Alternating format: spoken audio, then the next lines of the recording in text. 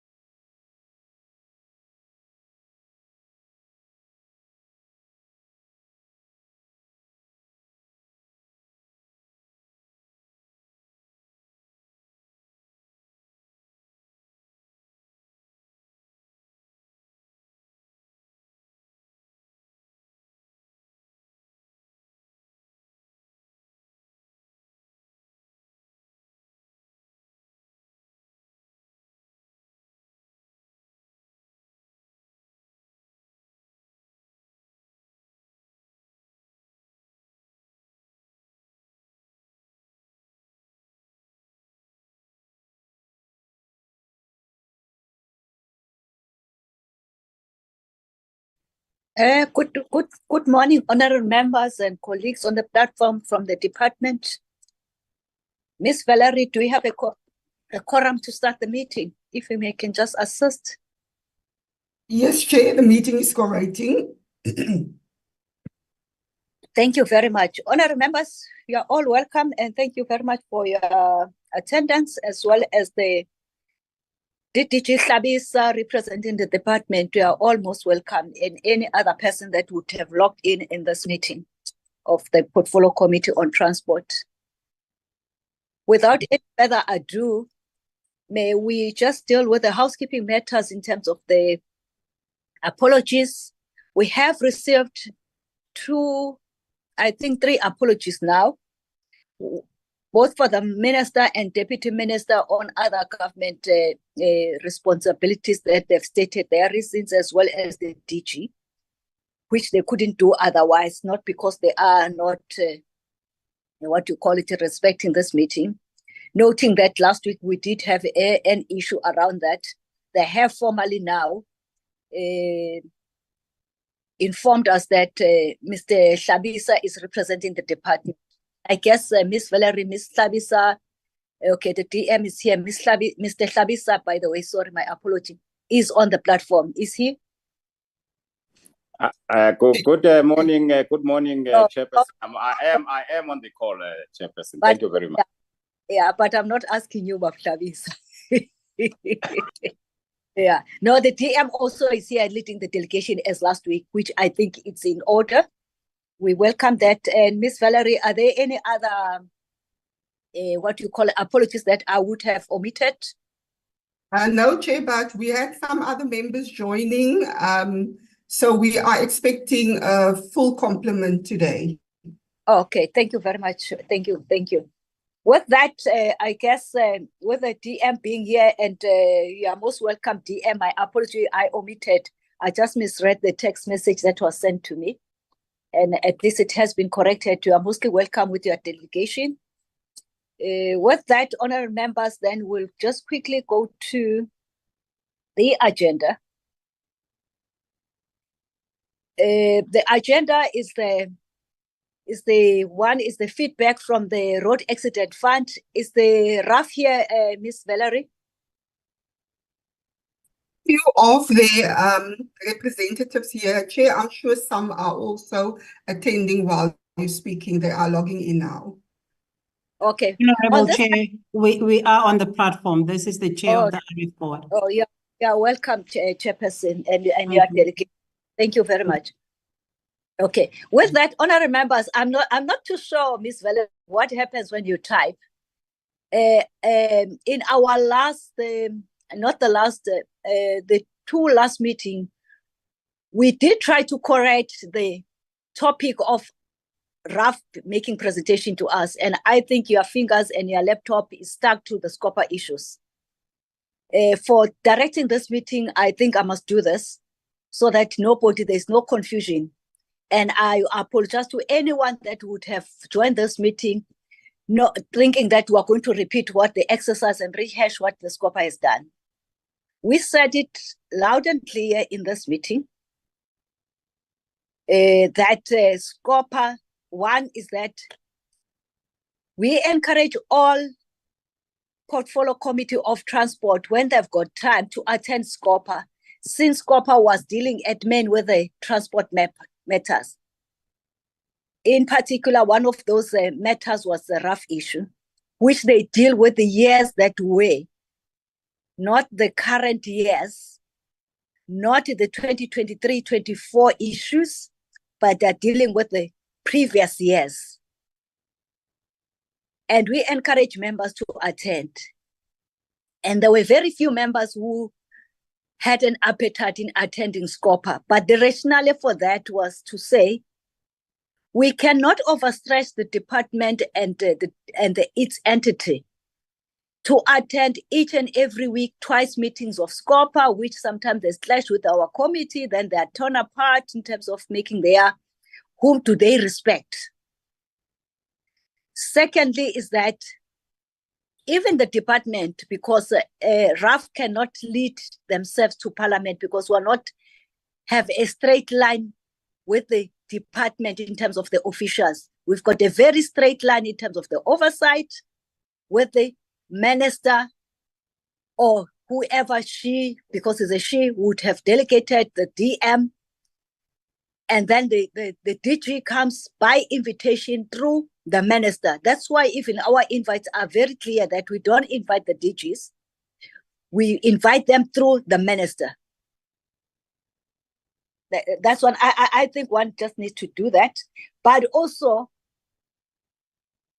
the mere fact that SCOPA is dealing with the things that were or the years that were, it would be very unfair for them to rehash what they would have presented to SCOPA. However, SCOPA, before to SCOPA the RAF, however, Minister also did raise that issue, and I raised it to this committee. Hence the first proposal and what was said in this committee, and there was no objections in terms of members when they are free to attend SCOPA. So that probably we might have discovered the blind spots in terms of our oversight.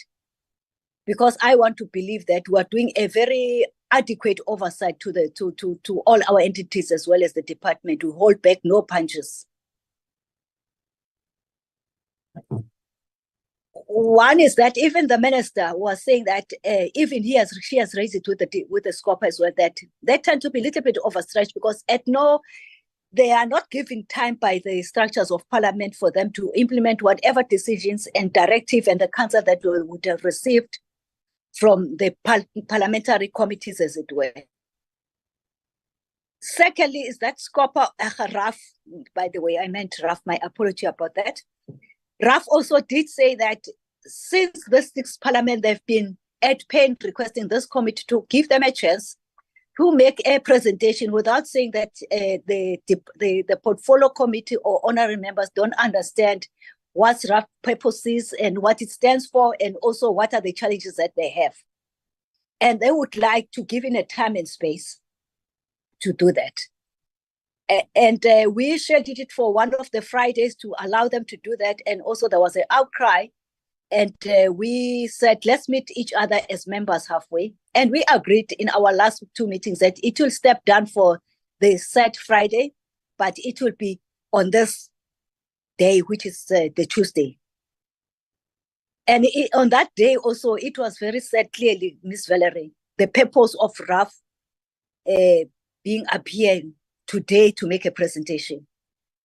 Issues of SCOPA will deal with the issues. They are dealing with the issues. And members are still encouraged to attend SCOPA. And some of those issues, which some of us will do that, because we are not at local or competing with SCOPA, but we are one parliamentary oversight. The only difference is that we deal with the current matters, and SCOPA deals with persisting yes that could be in terms of non-compliance on the issues that the AG would have flagged. And they are doing that. So I will make an appeal, Ms. Valerie, that in future, when we deal and we correct the heading or the subject of the reason why the department or any entity appears before us, if we would not have had the chair, please do consult the chair outside the platform, but also because all our meetings are recorded, please do also consult the hindsight. I know probably sometimes we talk from both sides of our mouth, but on the RAF issues and SCOPA issues, I think from where I'm seated, the chair of this portfolio committee was very explicit on that. With that, honorable members, I hope also the SCOPA, the RAF, have got the same understanding, because that was the understanding from day one on this one. We even said that we need a dedicated day so that also RAF doesn't compete with any other issues, so that we don't also say we're stressed on time. But having said that, here we are. Here is the agenda. We are going to allow through DM if you want to make any opening remarks on this item. But also, Chair, please do us a favor. Do the presentation that you have been longing to do to us, not the issues that are yes, that have been, and which we are fully engaged on as the Parliament through SCOPA, but also we have engaged on those issues for the 2023 financial year, that also you are dealing with that, and we're at peace in terms of how we're handling it, both of us, on those issues. That do take us and be very focused. I'm giving you 20 minutes to do that presentation, which whatever we can take home we'll also fuse it in or include it in our legacy report. With that, over to you, TM. And we are most welcome, Honorable Deputy Minister of Transport, Mr. Mann. Over to you, sir. Chair, thank you very much. Good morning to you and the members. I welcome the opportunity and thank you so much for the opening remarks, which has given clarity. And with your clarity and the time constraints that I'm sure you'd like to engage with the presentation, I will just ask that we directly go to the board chairperson. And once more, thank you for the opportunity. If there is any place I need to come in, I will so indicate. Thank you, Chair. Before you step down, Honorable DM, is your understanding similar as my understanding based on the previous engagement at this committee on this item? Just confirm to me on that. Chair, thank you. I had apologized on the previous meeting, you will recall. If I recall well, but I was also not very clear as to why would the committee want, logically, why would the committee want to hear feedback from SCOPA through Road Accident Fund? For me, that logic was not clear, but had to subject myself to the committee and to your guidance, which I think for me is proper. But previously, at the beginning of the year, the things you have raised, members participating in SCOPA, which I did while I was still in your seat some time back, and to give RAF an opportunity, that I concur with 100%, Chair. That is what has been on the agenda of the committee. Yeah, thank you very much. Thank you. Over to you, Chair. Good morning, Honorable Chairperson of PCOTS, Ms. Lesoma, and all the honorable members on the platform. Our Honorable Deputy Minister of Transport, Mr. Mangu, and the DG Hlabisa that's on the platform, the CEO of RAF, as well as the executive team that are in attendance, the Deputy Chairperson of the RAF Board, as well as the Chair of the Audit Committee, and all the other members, all protocol observed. Chairperson, we thank you very much for this opportunity that you are affording to us to come and present to you. And thank you also for the clarity that you've just given to us. So I think I'm just going to speak from my heart, because clearly there are a number of challenges, but we don't want to cloud the challenges. I think the main challenge that is still facing us is the pending judgment on the matter between the RAF and the Auditor General. Chairperson, if I may, I think what we would like to expect, probably you were correct to say that you will hand it over to the CEO to do the presentation, to say, don't drag the issues that are before SCOPA to this presentation today. Okay. Probably what you can do, so that I can allow you to say, as the inverted commas new board, this is what you would have at a policy level observed. However, you were then moving forward with the plans that already have been presented before the Parliament and issues that were before the RAF and Parliament, as it were. But because otherwise then it will nullify all what I've been saying, because I would like you to channel to that, as Honorable DM have said while he was still an acting chair of this committee. There was that a cry from RAF, which was not necessarily the SCOPA matters, as it were. For me, if you can just probably to be on the box of what is the intention of today's meeting. Thank you. Thank you very much, Honorable Chairperson.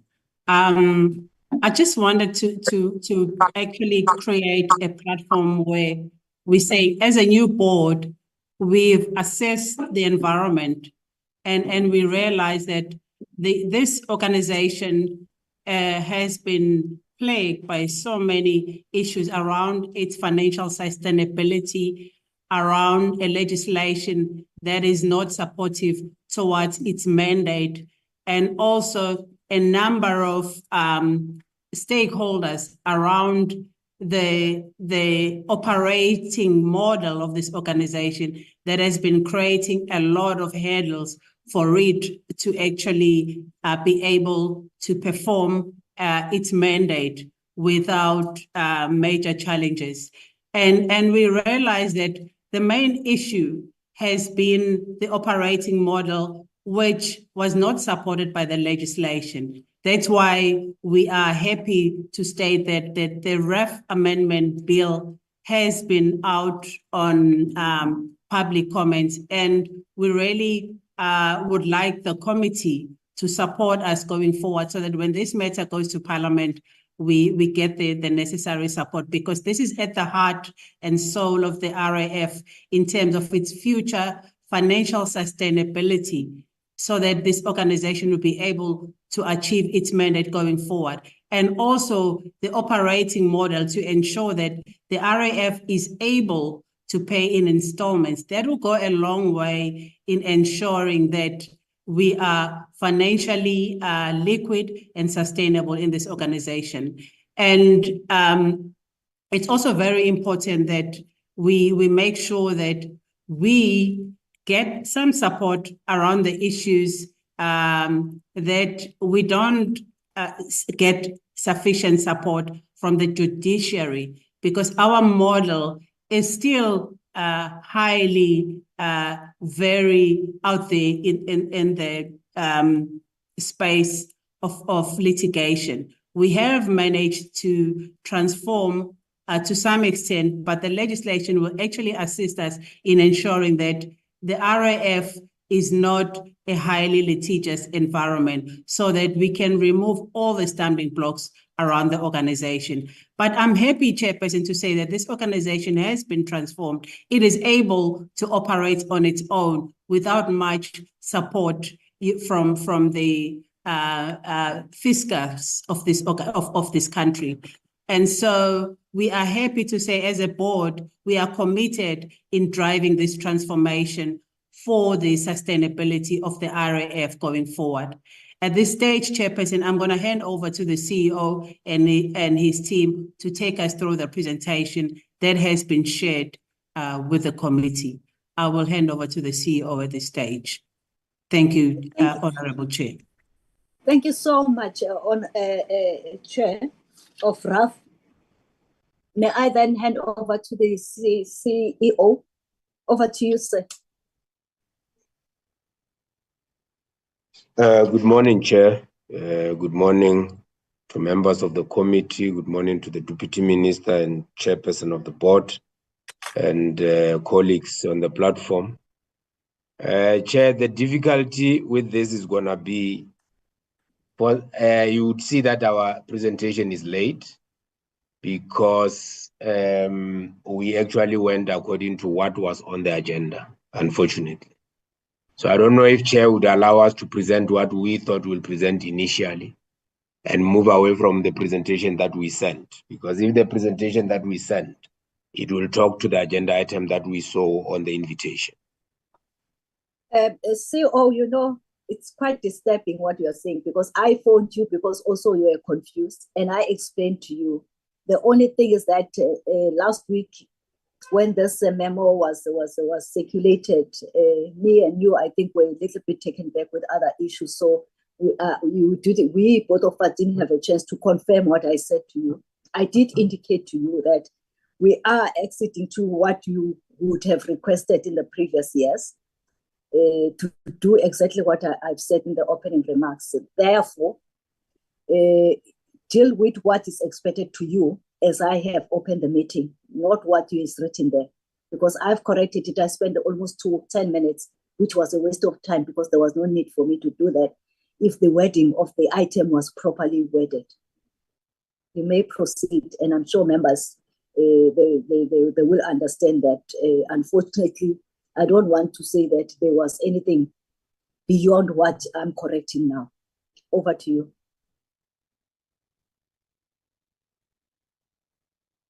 Honorable Chair. Babu, so Honorable Stole, while CEOs then is try to flight the presentation within the 20 minutes that I've requested. Babu. Thank you, Honorable Chair, and greeting to you and the members, and greeting to the DM and the whole staff of the department.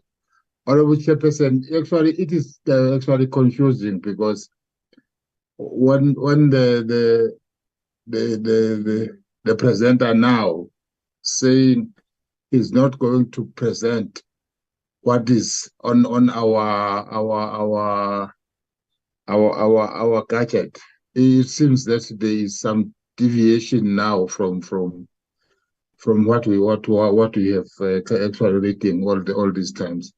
So now I'm trying now to understand actually what is going to happen now. Is going to stick what we have, or is going to report on the new actually a vision of what is going to happen now? Because I'm trying to check. I'm trying to balance and check what is going to happen now. Thank you, Honorable Chair. No, I think it's important, the question that you are raising. My opening remarks when I was introducing the subject, Honorable Jobe, I was going back to the genesis of this item and its correction in terms of how it gets worded. And I tried to be more diplomatic as ever, to say that it's a human error. I don't want to repeat myself because I've said that, and I stated that item in terms of the presentation that we are expecting from the Road Accident Fund. And it was also confirmed by the minister, but it cannot be confirmed by the minister because I raised it, and the minutes that we adopted when I raised it, even the day when we're discussing that we are meeting on Friday, and displeasure that was raised by some of the members, not in the meeting, but in the WhatsApp group. And I did explain that, therefore, having noting that we are going for elections and everybody's busy now in terms of the peak of the campaign, then we will then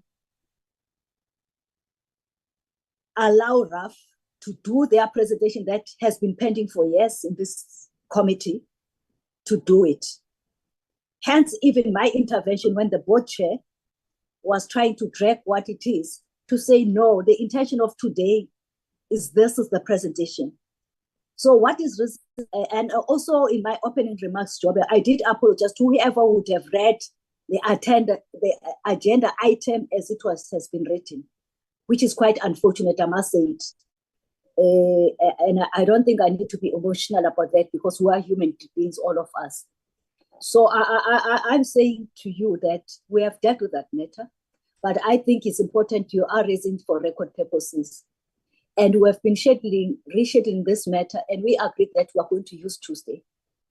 I can see the hand, but I would like us to proceed because in my opening remarks, nobody raised a hand at that time because everybody knew that what we are expecting from RAF. Hence my correction as the chair, so that there's no ambiguity on that. And I apologize to whoever would have misread it. But also, if you go to your minutes, you will know that it was corrected.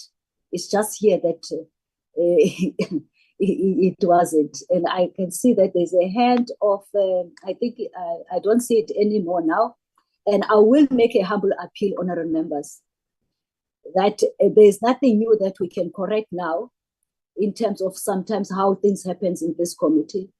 If we wish, we can see when we are dealing with the legacy report, if we can, from the lessons that we'd like to also for the new incoming committee to share with them, and we deal with them at that level. I will make a plea, a very humble plea, that let's allow the CO to proceed. CO, over to you, sir.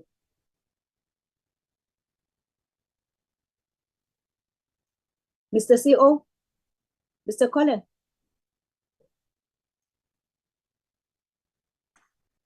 Honorable Chairperson of the board, Chair. you know where? Okay, because I was going to just to skip you now. Yes, now I can hear your voice.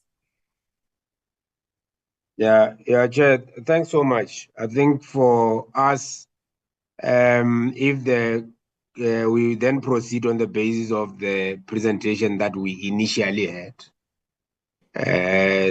of course, I don't want to sound very difficult, Chair, but we can present if the Chair insists that we must do that. But there must be an understanding that what was distributed was not what was agreed. It was in line with the agenda. CO, just that proceed, please.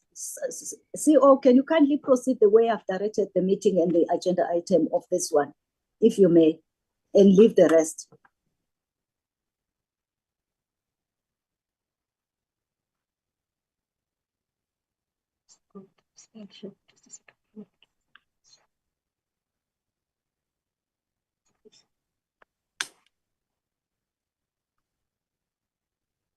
We can see the slides. There's no voice though. Yeah, thanks very much, Chair. Ours is just to give you a sense of what the RAF does. And I think at times we take it for granted, although there are people that understand the RAF very well. There may well be gaps in the understanding of what the RAF does. And I think one wants to take you through the background, certainly taking you back to what the RAF was intended in the main at the beginning. And I think here we also will touch on the issues around the involvement of the private sector since the inception of the then RAF that was there, which was third party insurance that started in 1942 to 19 to start in 19. I think the act was promulgated in 1942, and it started really in operation in 1946 on the 1st of May.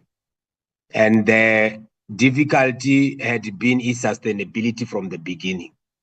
You see this chair with the number of commissions of inquiry that then came into the space 4 years after it had started on its own in private sector, where it did not become sustainable and equitable. You would see that for 40 years it's ran and multiple commissions come. You will then see that for 10 years, from 1986 to 1996, when the RAF was actually formulated, then it's under a social benefit scheme, but it was still being administered by private sector. So for 50 years, the private sector had been running this fund, and it had not been sustainable until up to that. So this history of the unsustainability and inequity of RAF comes as far as that. I'll just give you a sense, Chair, here that, as we said, I mean, the evolution of the road accident fund, you would see that this scheme was highly ineffective, and you would see that at that time we had about 4 different commissions between the time of 1946 and 1986 when it effectively collapsed. For probably about 4 or 5 months, South Africa did not have a third-party scheme in 1986.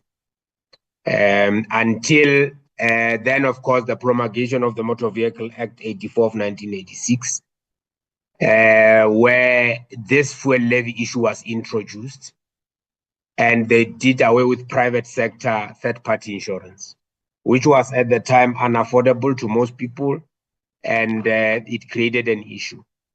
And of course, despite these interventions that were made in 1986, it continued to be a problem that emanated with the Melamed Commission in 1992, and of course, the Satchwell Commission that came into being in, I think, 2002. Altogether, there has been about, I think, 7 commissions, not 9, that dealt with this. But in the new dispensation, it was about 2 commissions that one needs to look at.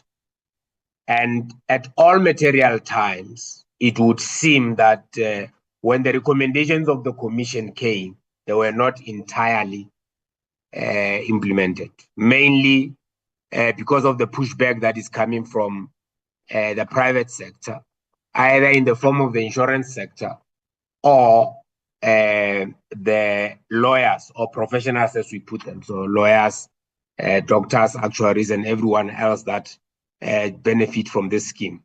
Next slide.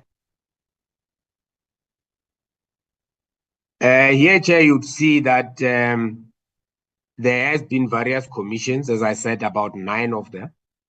You would see that... CO, the slides are not moving, CO. I'm not too sure you've got the hosting right so that you can control the slide, or it's from our side. Whoever has got the rights for moving the slide, if that person can do that, please, for us. And there was a voice as well. I don't know whether I've covered the voice. You covered, Chair. Thank you, John. And boss.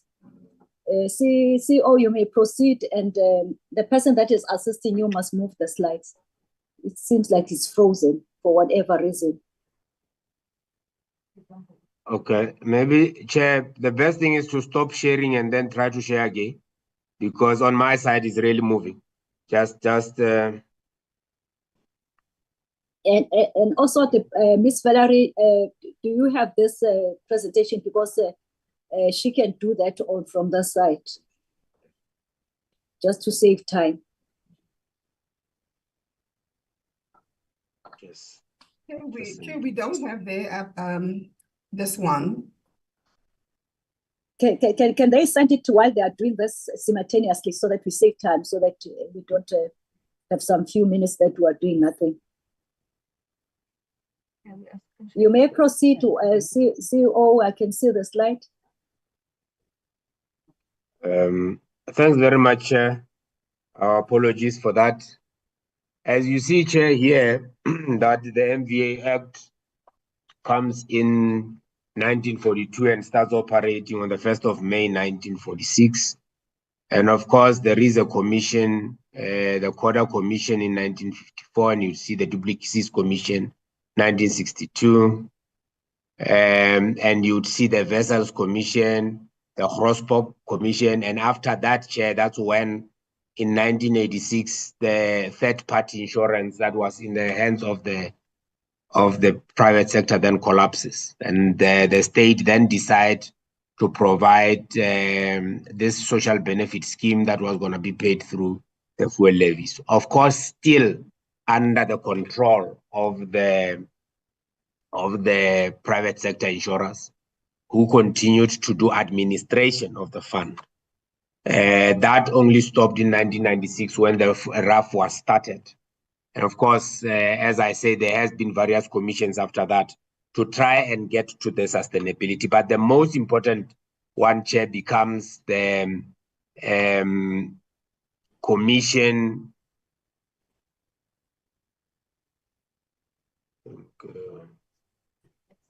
I'm trying to put the list right. Wait. I'm trying to move the slides, Chair. Yeah. Then you would see that the Sexual Commission comes in 2002. In fact, the Sexual Commissions was very clear about this being a social benefit scheme. And their view was that this scheme must formulate a defined benefit scheme. No fault, as they put it at the time. And they agreed that it must be a defined benefit scheme which will tell you how much you get when you are injured. So limiting the damages or the claims that people might have.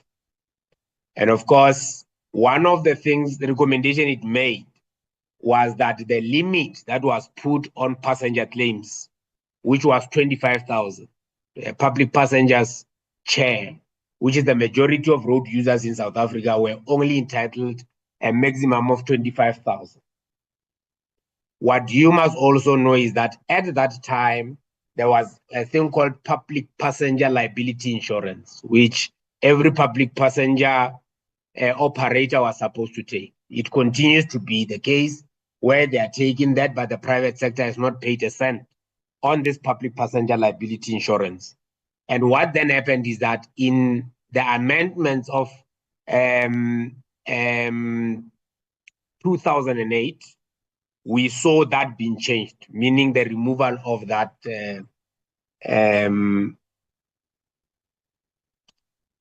you would see that then the removal of the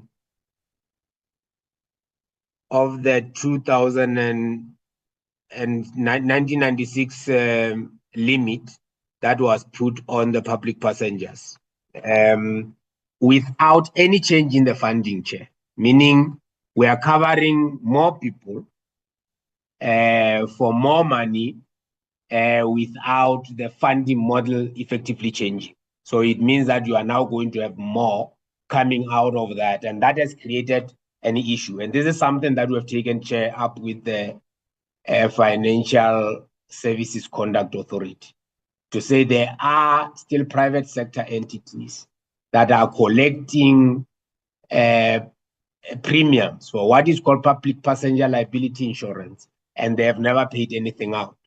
And we were told by the same Financial Service Conduct Authority in their investigation that there are 22 private sector entities that are still underwriting what RAF underwrites, as it were. But the payments, the claims ratio has been very, very low. And we asked whether that low would mean zero, and they said, yeah, it may include zero, but they did not want to give us either the names of those entities or the claims ratio as it were. So we are engaging them on that, because our view is that all the monies supposedly supposed to get to be for the benefit of the road users must actually go to those road users. And if RAF becomes the protector of last resort, then the first people that must pay out in case of a public passenger claim must be those insurers. So it's something that we are working towards, and it's something that we have reported to the powers that be, or the regulators in that space. Then there is also, Chair, I've raised the issue of financial sustainability because this becomes important if you are to look at the road accident fund and in the way that it does its work. You would see, Chair, that the trajectory of what we call the RNYP. So what you would see that the trajectory that we see called the RNYP, which is the requested but not yet paid, which, Chair, means that you have got claims that are sitting in the system, but because of cash flow challenges, you are not able to pay that money immediately, which is what we would like to see. We have gone to court, Chair, in terms of the court rules, and there is a thing called the 45A provision that we ask the court that once there is an outcome, either in the form of an agreement, which is a settlement, or a court order, we must be given 180 days to be able to effect payment. That buys us time to be able to accumulate enough resources to be able to pay off this RNYP. What you'd see, Chair, as I said earlier, is evidenced by the fact that in 1997, at the end of 1997, you had about 7.2 billion already of this actuarial deficit that we had. And I think it grew to close to about, using the then accounting policy that we used, it went up to about 309 billion, so about. And then it grew, I think, another 20 billion to 325, so about, until we changed the accounting policy, and that will explain. But what is important, Chair, here is the part of this shortfall, because what it means is even if we wanted to pay today, and it shows you the issue about the shortfall, and then you must think about the backlog that we have. So it means if we fast track the number of backlogs and then we do more, that is pay more on the backlog, we'll end up having no money at all. And that will just count us to a hold, and which is why we ask this 45A to delay these payments until such time that the case may be. And this effectively is also a problem that is created, Chair, by the payment in lump sums, because we collect money and we receive it each and every month. But when we pay someone who's 40 for a 25-year period until they're 65 today. So if you, for instance, were supposed to be paid in installment and tranches of about 5,000 rands each and every month, we will then take all that money that we're supposed to pay for the next 25 years and give it to you today. And that has created where people blow this money, but in effect is creating a situation where there is a liquidity crunch at the RAF. But what I want us to focus on, Chair, is this projected shortfall of the RNYP balance. If you look at that, the expectation was that by 2023, if we did nothing, we were supposed to be sitting at 51 billion. Now we collect 48 billion, Chair. It would effectively mean we would have been without any resources at all if we allowed this thing to grow to 51 billion. And majority of this monies were going to the lawyers, which is about 10.6 billion of the money we receive as revenue would go to the lawyers. And you'd see, Chair, here that if we did nothing, really, the intervention was that this was going to grow. If you look at the 2019, was going to grow another 40 billion odd as a part of the increase on the short-term debt. Here, Chair, we agree there is no issues with the AG about how we account for this thing, because we want to be certain that Here it's audited, everything is done in line with that. So the actual shortfall that we then get is 9 billion. So by intervention, instead of increasing the shortfall to 51 billion by 2023, we managed to reduce it by about 2 billion by 2023, from 11 billion to about 9 billion. And this, Chair, we achieve, we say all the time, without an increase in the fuel levy. And which means our costs are increasing by at least the inflation rate. However, our revenue is stagnant. In real terms, it's actually going down. But we still manage, through the interventions that we made, to actually reduce this thing by about 2 billion rands. And that we effectively do by restructuring the organization, taking away from the people that were benefiting and taking this to the claimant. We will see, as we project, that we paid more money to the claimant as we are moving towards this thing. So we're not taking money away from the claimant per se. We're taking money from the people that are third parties in the space, which are mostly lawyers, that we're taking 10.6 billion. We have reduced that, Chair, by about 75% over the period. Next slide.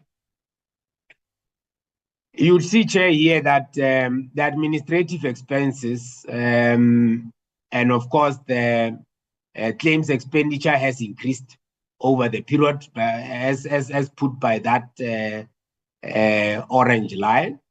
But you'd see that the bar graphs of the legal expenses, as it were, at that time, had increased to about 10.6 billion.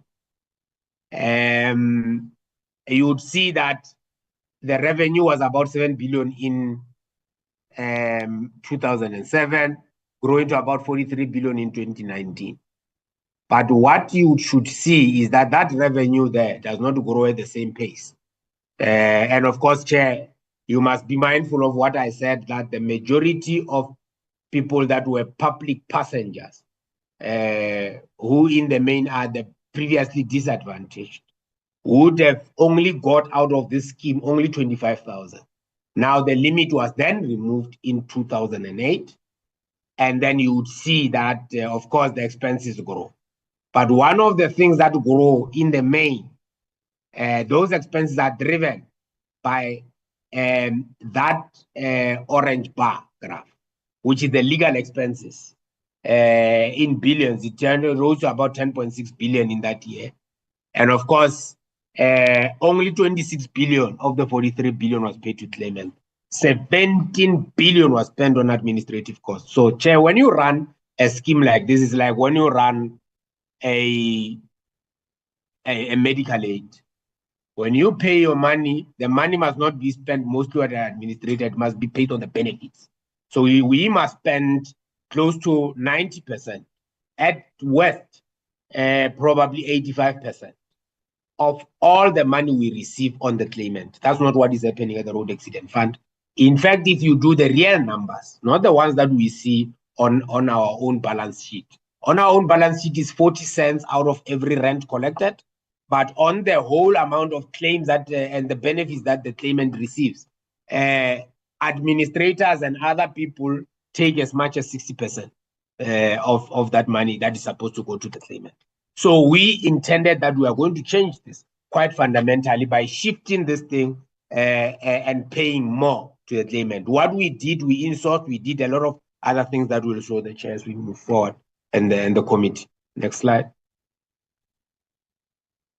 Here, Chair, is the issue around bank attachments. Here, it's very important, Chair, to note this, because you would see in the media all the time that the chairs of the RAF have been attached, people are sitting on the floor. You would hear about the attachment of the tables and other things, movable assets, as we were. But we also had a situation where we're talking about day zero when we arrived, which is we had what is called bank attachments. Bank attachment, Chair, is where the lawyers will simply attach the bank accounts of the Road Accident Fund, appropriate themselves the money, and paid to the claimant because at the time they were not paid. So there was another issue about what we called arranged payments that were made with big law firms, where we agreed that don't attach, please, will pay you a certain amount. And the difficulty with that, Chair, was that if we continuously did that, it means people that went to smaller law firms will end up with not being paid, one. Two, with long-term debt, meaning that we'll be owing them more. When we arrived, there were people that were owed 1,000 days, 1,500 days, when others were actually being owed 30 days or less. So we were saying we need to balance and pay the oldest debt first, and this was not allowing us to do that. And which is why we ended up with this thing of the 45A, where we said we must pay the oldest debt first, but we must be given a breather of about 180 days to pay that. When we stopped this, we have not had a bank attachment for the longest period since about 2020, since 2019 when we arrived. So you see that red line in terms of value in rands that it's actually zero. So our bank accounts have not been attached for that long. And that has helped us to actually plan, because when we used to plan, what the plaintiff attorneys will simply do is to attach the bank account. And by the time they attach the bank account, we are not so sure they were supposed to be paid. By the time the bank kicks out the payments that we have, you find that they are paid twice. And what they did in that case is that they then kept all these monies that they were paid twice and never returned those monies, which is what is called duplicate payments today. So they are abusing the system of bank attachments to get duplicate payments, and they use these duplicate payments. And this is the money that we have collected. We have collected, Chair, to date, more than 800 million of these monies that were paid in duplicate to these people through this scheme of theirs. And of course, we have asked the SIU to collect about 400 and some odd. If you calculate that, Chair, it's a whooping 1.2 billion that we need to collect back, that was taken by lawyers that they were not entitled to. And they were using it for the purposes for what it was not meant, in the case abusing their trust accounts. Next slide. Just, Chair, this case for change, it's about the long settlement turnaround times, which we are trying to effect. It was over 1,400 days, Chair. If you look at our 2013-14 strategy, you would see that was part of the strategy to actually pay in 1,400 days. We changed that, Chair. We are saying now it's done in 120 days. But you can see the tilting of the scales from planning to pay in 5 years to planning to pay in 4 months. That meant that there must be a cultural shift that we have, and therefore the culture needed to change in effect, but the model itself needed to change. The unsustainable funding model, Chair, where we are saying that we keep on receiving these monies, you must pay in a lump sum, but the fuel levy, Chair, is not risk-based, because we are not an insurer. We just collect money and pay to the people that need the claim. So we don't increase it on the basis of the number of claims we receive. Like if you are insurance, every time you get involved in a risk activity and they know that, let's say you crash your car, your motor insurance, you know that the premium is going to increase. And if the whole book increases, then the whole premium of the whole book must also increase. We are not seeing that. As I said, it has been stagnant, and this is now going to be the 4th tax year in which we are not going to get any increase in the fuel levy, whereas we are expected to maintain the same kind of payments that we are doing. We have managed so far, Chair, to not collapse through the interventions that we have made in terms of the new model. Now, the governance, the leadership instability, those are issues of the shareholder and all that, and that has been done by in effect putting a very stable management, and of course appointing the board when the time comes, and making sure that you have got those structures in place to ensure that that happens. Of course, the manual and litigious operating model, we continue to operate, Chair, on a model that wants paper. So let me put this, how ridiculous this is, Chair, for lack of a better way. if we put in a system today with the current legislative framework, and then you come and then you use an online system to actually submit a claim at the road accident fund, that claim is null and void in law. It says you must bring it physically or you must post it. And that is in the procedure. For some strange reason, Chair, the procedure usually is in the regulations. Our procedure is in the Act. It's a very strange thing. So if we want to change that procedure, we need to go and have an amendment. So if there's anything, Chair, that we achieve, even if we don't achieve all those things, the issue about the legislative changes must take out the procedure out of the Act and put it outside so that we can deal with it as and time changes and all that. Because now we are forced to go, people are forced to go and still post using registered post. And we are expected to validate those claims within 120 days, failing which we are then hit with summons. And that is creating a problem because even if you do anything else, you will still be paper-based for a very long time to come. So those are the changes that we would need. The non-compliant claim loss check, over 90% of the backlog claims that we went and checked, Chair, did not have all the information. Some don't even have mandatory requirements like your accident report. So we can't even get the nexus between the accident and that. And when we thought that the problem was the lawyers, we also found that in our own direct claims that we were at the time going out to go and seek, we still had non-compliant claims, meaning most of these claims were still, although they would have an accident report, they don't have the other requisite information for us to actually make an offer within 120 days. And that is what ended up with these long-term issues. And of course, we've got a big problem of fraud and corruption culture that was here intricately gripping this system at the road accident fund, involving a lot of lawyers, doctors, hospitals, actuaries, and all that. And I think if you go through the case law, you would find that judges have found all those things themselves, and even in our own investigations. And I'm sure, Chair, there is no day in South Africa, actually, there is no week in South Africa that passes without someone being convicted of rough fraud. That is a fact. So it's something that we needed to also deal with in the culture and move with this. And which is why we are saying this must change.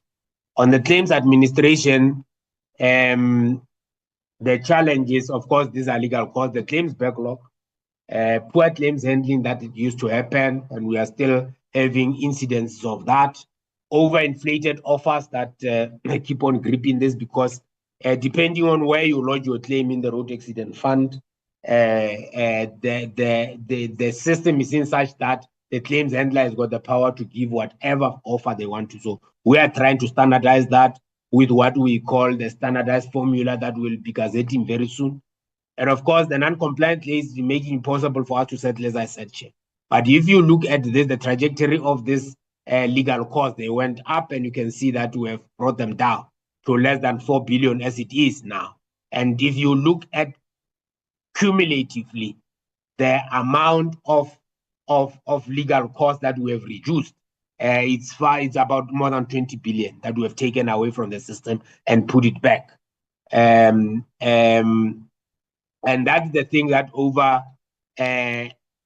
it increased from about 284 million, as we say in 1998, Chair, to close about 10 billion. So for us, that is creating a very big problem for us as the road accident fund. You'd see this, the projection of legal costs. If we did nothing about this legal cost, if they kept that trajectory, in the do nothing scenario, they would have got closer to 1 billion, about more than 800 billion of legal costs that were going to be in the system. And for us, that is something that we had to stop. So that red line is showing the projections if we did nothing at that point. So when you hear lawyers complaining, understand this context. Next slide. Then we came, Chair. Of course, when you receive things that do not meet the requirements, one of the first things is to say we want to do a pre-assessment. At inception, Chair, only 3% of the claims met the minimum requirements, meaning we could make an offer on that claim at the time it was then submitted at the Road Accident Fund. 97% were non-compliant. And they are non-compliant because in terms of Section 24, you must give us full particulars of claim. 24.4a says that if you do not give us a claim with all its particulars, it's actually null and void. But because we are not pre-assessing them, we couldn't see whether they are null and void or not, and then they passed 120 days and they became summons. And of course, when they are summons, they are in court, so you can't do anything about them. And there is a provision, Chair, in terms of Section 24, I think it's 24.6, that says that if at some point you do not, it is not complete in all its particulars, and you don't object to it being there, then it is valid in law in all respects.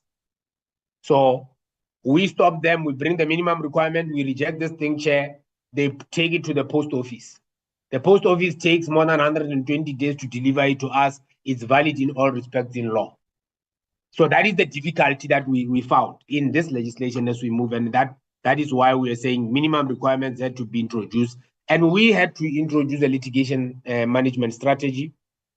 Part of it was to say, let's settle claims rather than waiting for these claims and what we used to do in the past, where we waited for a matter to be in court before we want to settle it. We say, let's make sure that each and every claim is there. But then, because of this old litigious model where lawyers really wanted to go to court, and the fact that we wanted to kick for touch in the Road Accident Fund at the time, our litigation, even in the court, was found to be wanting, in a sense that even Judge Bertelsmann says the fund's approach to litigation constitutes a serious dereliction of its duties to road accident victims, the public, and the courts. And they found, I mean, even in the Daniels versus the Road Accident Fund, the outcomes is a depressing feature of all the aforementioned judgment is that the instance examples of cases in which the fund must have incurred substantial legal expenses in taking to trial or appeal claims it had no basis to responsibly contest. So when you hear, Chair, the issue about this default judgments, you must understand this context. Because, of course, the lawyers want to drag us to court to go and irresponsibly contest things that ordinarily we want. But they hope that we won't go through the requirements because then we'll just settle the claim in most instances. And we find that that is problematic because then it leads to over-settlements, which are also in lump sum, which the fund can't afford going forward. And of course, what we did, we introduced state attorneys that were hired, and we had an agreement with the Department of Justice and Correctional Services, the Office of the Solicitor General, to work on claims litigation matters. So we hired a number, so we sort of insourced this within the state because it was costing us a lot, and that's how we managed to reduce those legal costs. Now we also have a problem of accessibility, and the accessibility is because we have got lawyers that are sitting in the space that because of the attorney-client confidentiality, we can't directly talk to these claimants. Sometimes they are paid. They don't even know how much they were paid. Sometimes you want information, they've given it to the lawyer, but the information never make it to our side. So we had then introduced this contact center that I think with the last survey that we looked at said that we're about 93% or 91% satisfaction, where people are saying now they know they can contact the Road Accident Fund when they've got a claim or they've got any query that they have. So we settle most of those claims and we answer those claims. We still believe that this is the biggest interventions that we have made where we can actually talk to claimants directly. And we have found that a lot of monies that we have paid out have never made their way to the claimants. And that is what has been an issue. So we also ran a campaign called Know Your Rights campaign, meaning what are you entitled to once you lodge a claim at the Road Accident Fund? And that has resulted in a lot of lawyers being reported to either the LPC or the regulator, which is the Ombud, Legal Service Ombud, because of the things that people have done, which is actually taking the money that is meant for the claimant and using it for themselves as lawyers.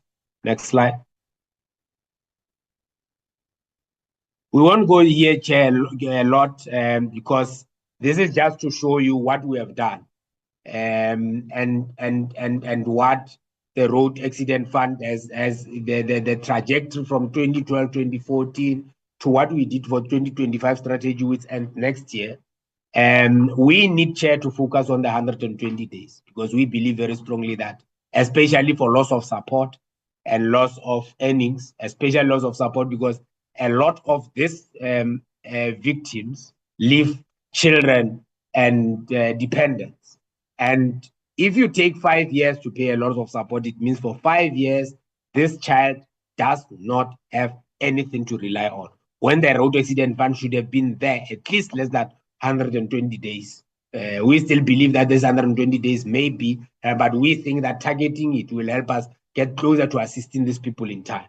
And of course, the reduction of legal costs by 75% that we have achieved through the years, and of course, the reduction of the administrative cost. And of course, the integrated claims management system that must be supported by legislation, Chair, because if we do not, even if we bring this integrated claims management system and someone takes us to court and say, well, I wanted to actually bring a claim physical, we are forced to take the physical claim because it is the only way in which the law allows for you to be able to actually put in a claim, either physically hand it in or actually posting it at the post office. Next slide.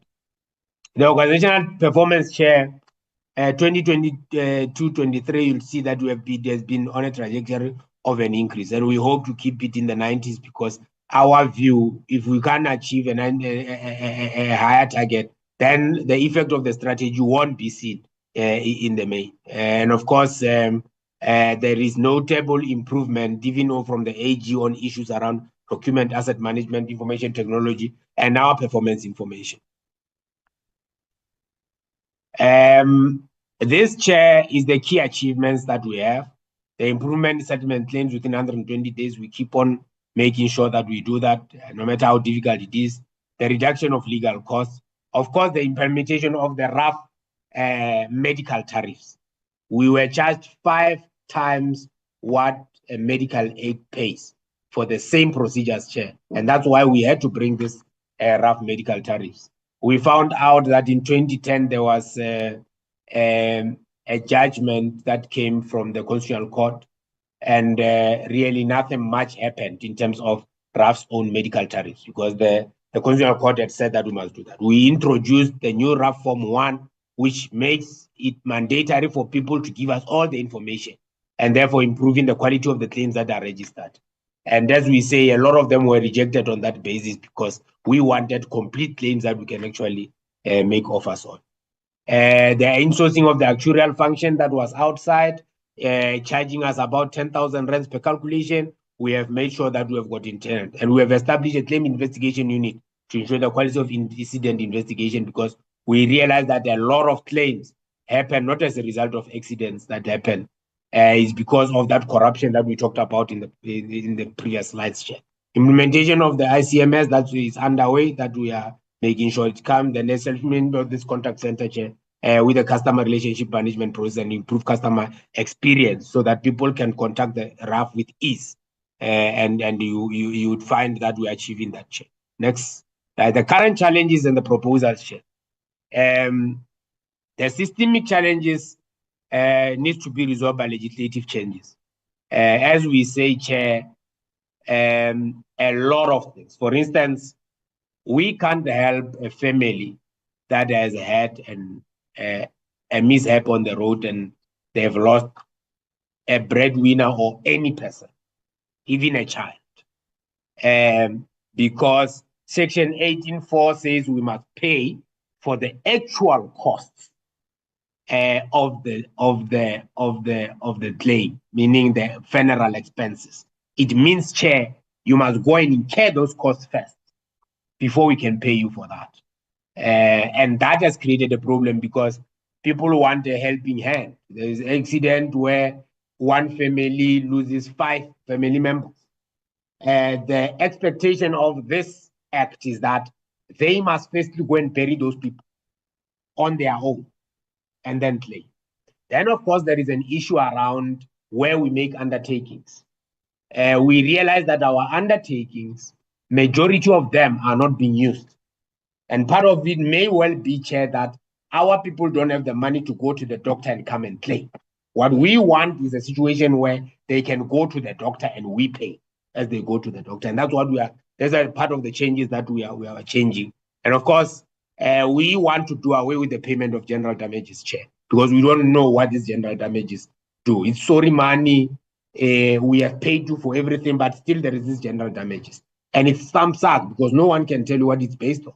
And you'd see it even the difficulty we are having when it comes to this formula that we are now developing, that the actuaries are telling us that it's very difficult. The other ones, loss of support, loss of earnings, and other things are easy. The payment of general damages still remains a problem. The application of the narrative, Chair, more than 90% of all our claims in which we pay general damages of serious injuries are as a result of the narrative test. The narrative test, Chair, is where the doctor looks at you physically and say, well, let's say they've cut your pinky, God forbid, and then they then say, well, your psychological effect of that takes you on above the whole body impairment of 30% because of that. And we realize that a lot of things that would have been 3-4% physically impaired will remain at the narrative test. They all pass 30% threshold, and we end up with all those claims. And we think that that is an overpayment, as it were, and it's not something that we want to keep going forward. The defined benefit, the current scheme is highly inequitable, and of course, we want this thing that when you know that I've got an amputated below the knee, this is what you get. Whether you are someone who has a lot of money or you are someone who's poor, that defined benefit must be the same for everybody. That is what is going to make it equitable and affordable. And when we pay you loss of earnings, we will also be paying you monthly, as it were. The review of foreign claims, we still say that the most expensive claim that was ever, the biggest beneficiary of the RAF is a Swiss national who has paid more than 500 million at that time. And our view is that we pay a lot, 1.62 billion in the 2022-23 to foreign claims. But the difficulty, Chair, is to even see whether these people were actually in the country when those things happen. Because the aim is not to exclude foreigners for that extent, at least for now, as the Act allows them to do so. But when we say to them, give us a stamped passport to show you were in the country at the time the accident happened, we struggle to find that. And we have discovered that a lot of money that was paid to lawyers never made its way to the victims in any event.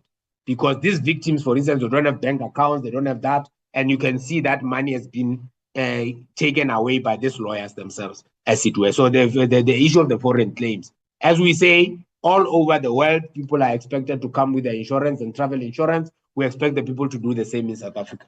And we know when it was initially initiated that foreigners must be covered was when South Africa was under sanctions and a lot of people were not coming and they were suffering from the issue of the visitors that were coming from overseas, which is tourists. And the view was that to attract people to South Africa, let's give them this.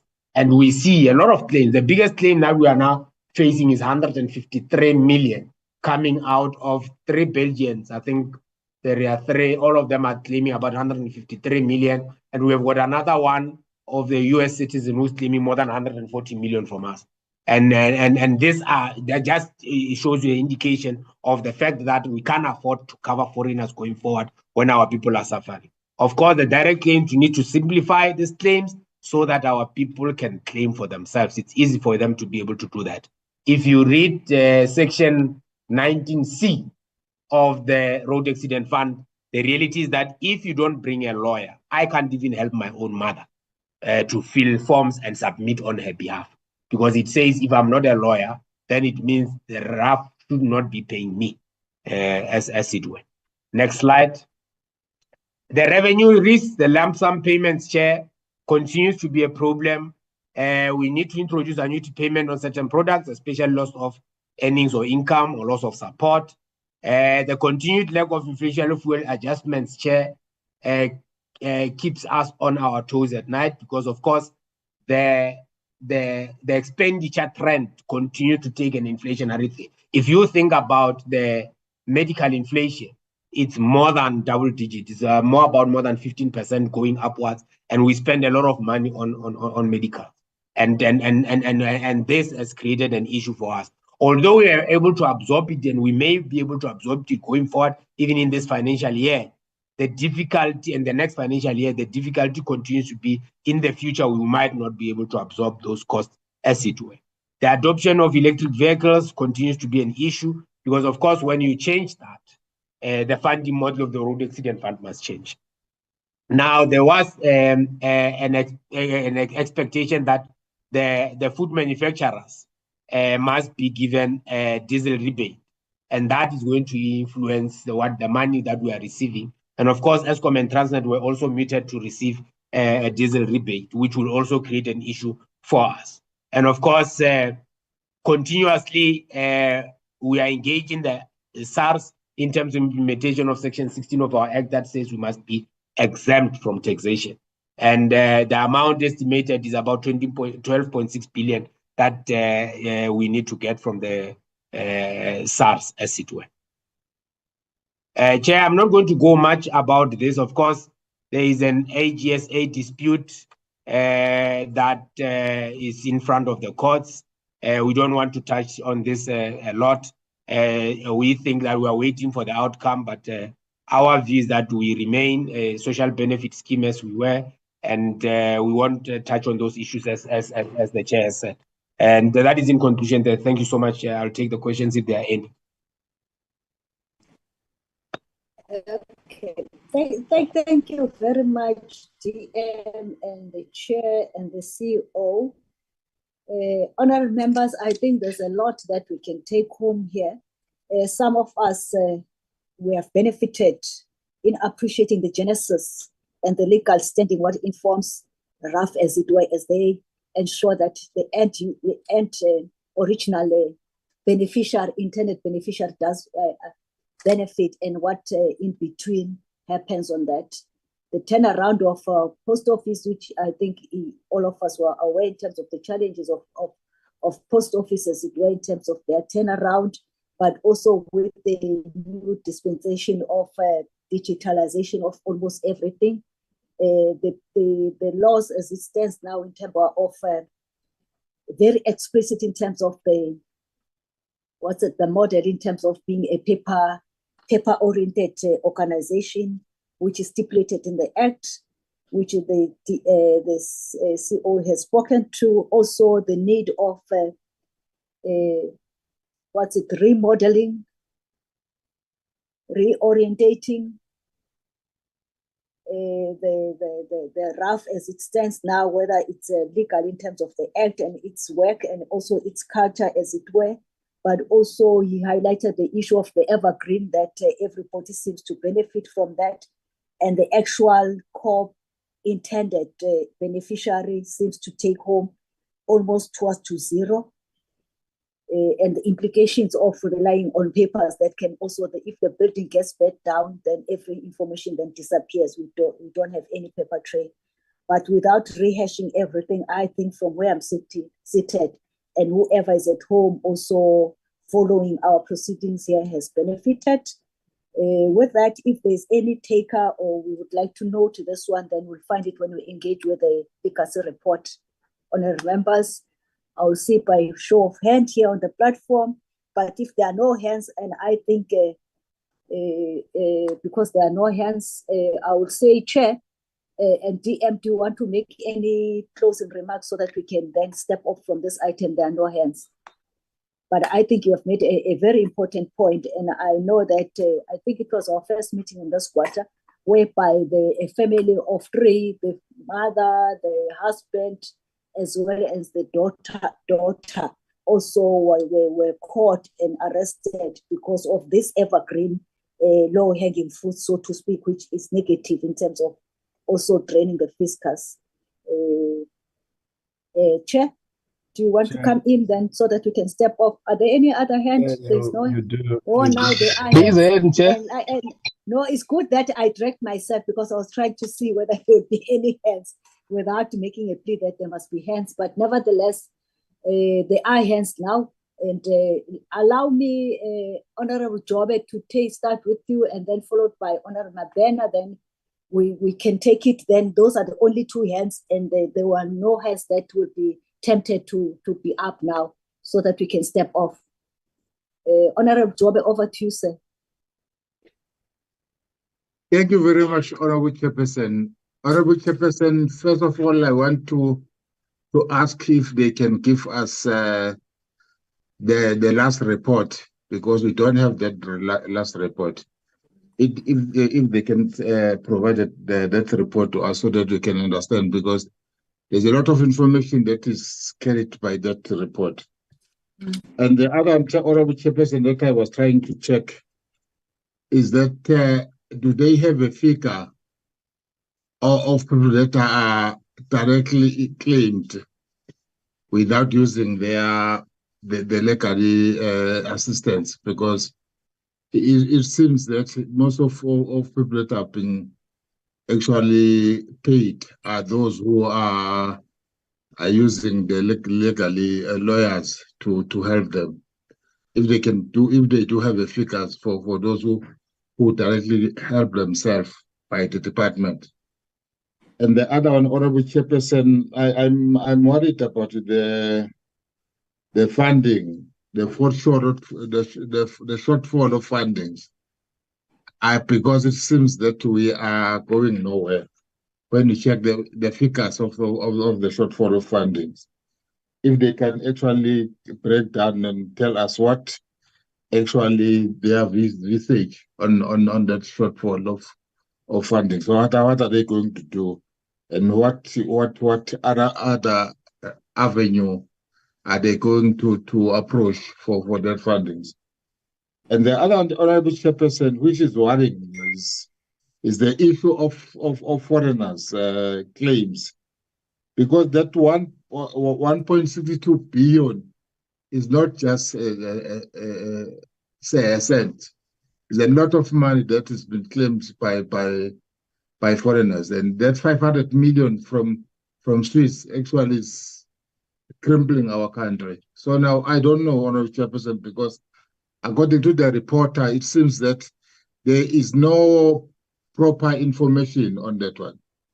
If they can give us, how did they claim, how did they pay that money without having a proper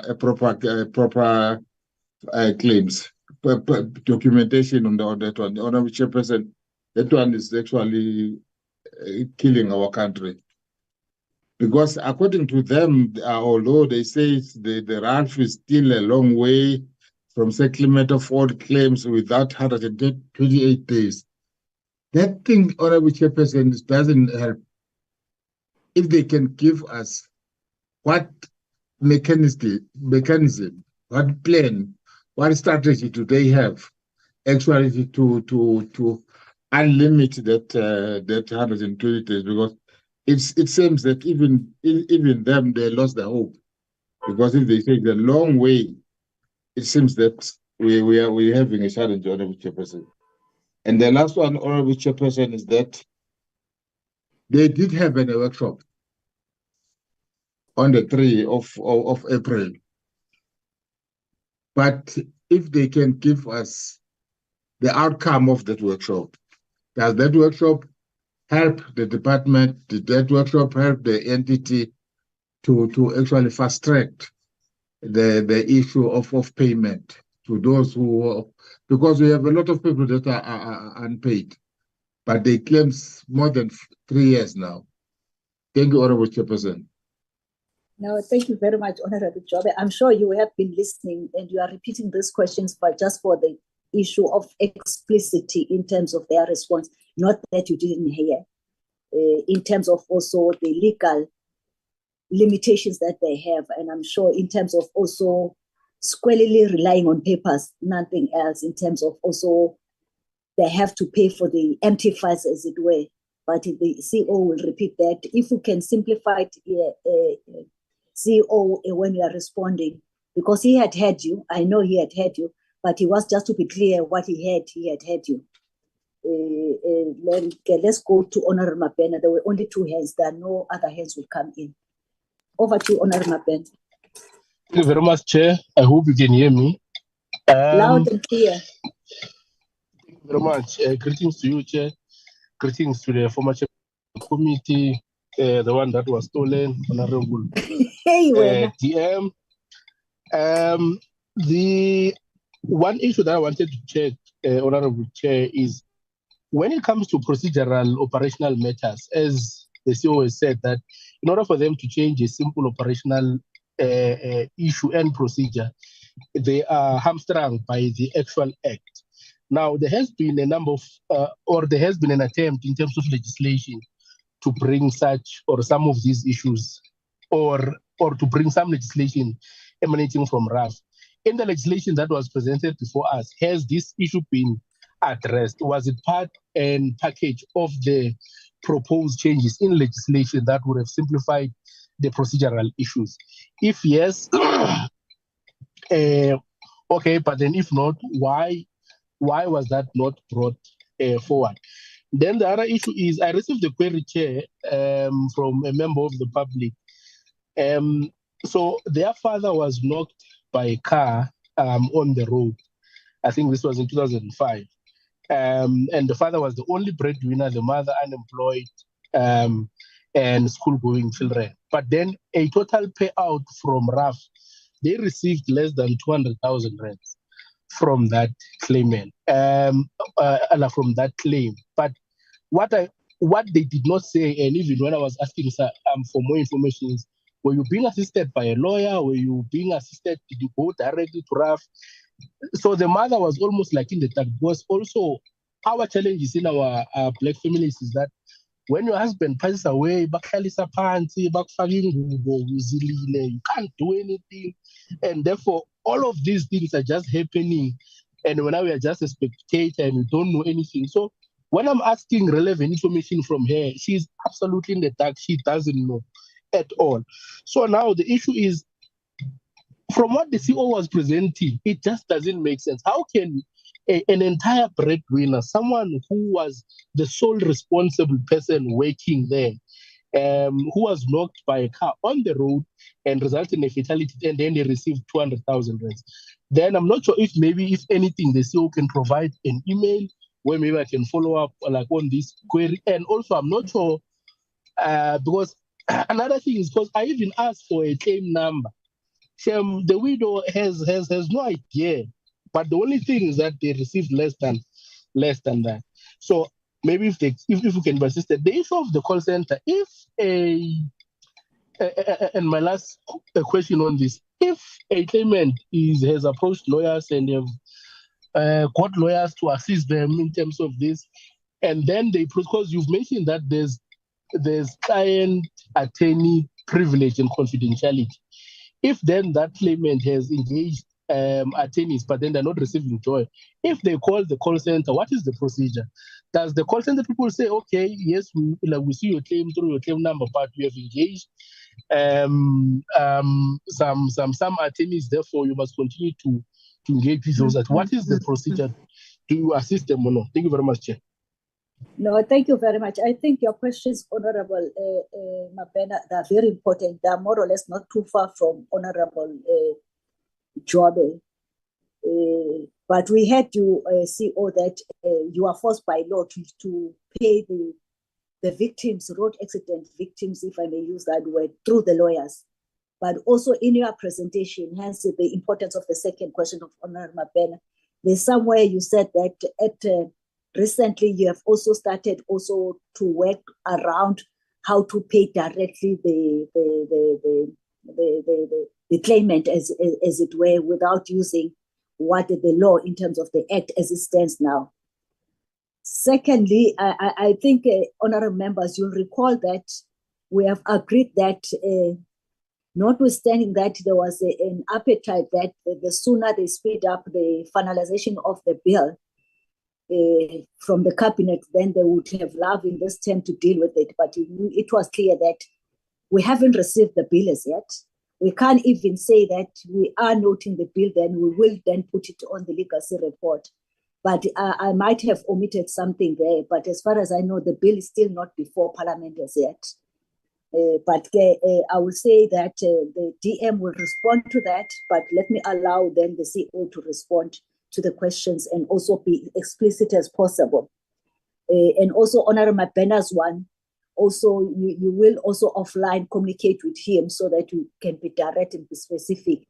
And I think it's unfairly that poor lady, the way, if it's true what Honorable Mabena is saying, and I'm at no way that I'm doubting her.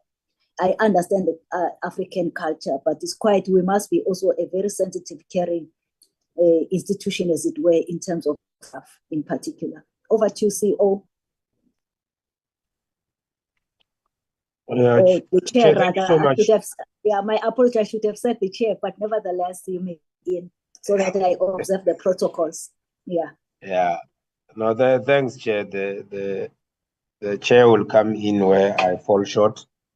Let me start, Chair, by saying the difficulty with the RAF system is exactly what Honorable Mabena is raising.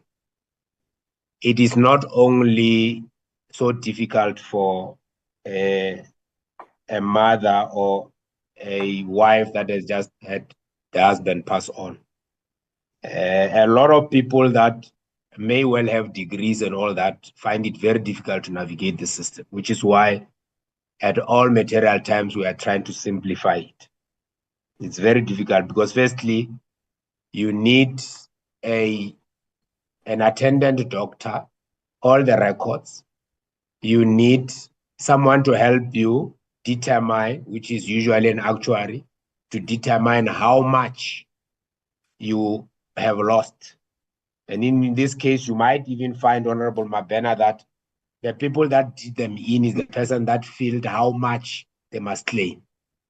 So we will look at the modalities of that. We'll meet on this one on a separate issue, because I think it's important that we check whether the payout is the one from the lawyer or the one from RAF, because usually the payment from the lawyer is usually much lower than the one that comes from RAF, because they take that 25%, and at times they just take the whole amount and give a small amount. So it would be interesting to see what that leads. And I would add to say, yes, once a person phones us who's a claimant, we do help those people, because remember, they are the ones that will give the power of attorney to the lawyer to say, represent me. So if they come in front of us themselves and we can authenticate that it's them, then we can be able to help them. The difficulty comes when it's other people that are trying to represent those people. But the claimants themselves, through the call center, even adhering to the law, we are still able to assist them. The legislation attempt, Chair, yes, it has happened. It was RAPS, which failed, as it were. This is the second attempt, Chair, to bring what we call the Road Accident Fund Amendment Bill, as it were, that will now change this legislation. Earlier on, the view was to repeal and replace with the Road Accident Benefit Scheme Bill. And I'm sure that the committee would know how far that process has. And indeed, there has been legislative attempt. As I said, the RAPS was more married to the recommendation of the Sexual Commission. So yes, some of these things were supposed to be resolved by that, Honorable Mapen. And then, Honorable Joe, you said the last report, I'm not understanding whether it's the financial statement report or the annual report, or you mean the presentation that we have put, because you said the last report. I was not so sure what you are referring to. If you can clarify so we can help to get this in your hands as quickly as possible. No. Okay, CEO, if I may just quickly assist. In your presentation also, there's somewhere you made reference to your internal workshop. Hence, you just want to know the outcomes.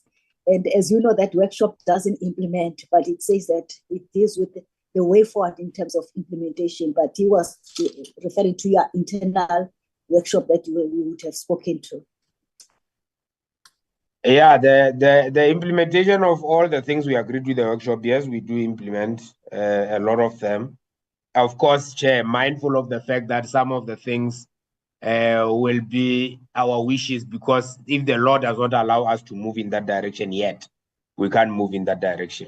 As it were, you would see that even in cases of the payouts of the individuals that we have made, those would have been paid in line with the law, Chair, as it were. So yes, we had that workshop, but we keep on trying to find other ways to use the current legislation to make it workable.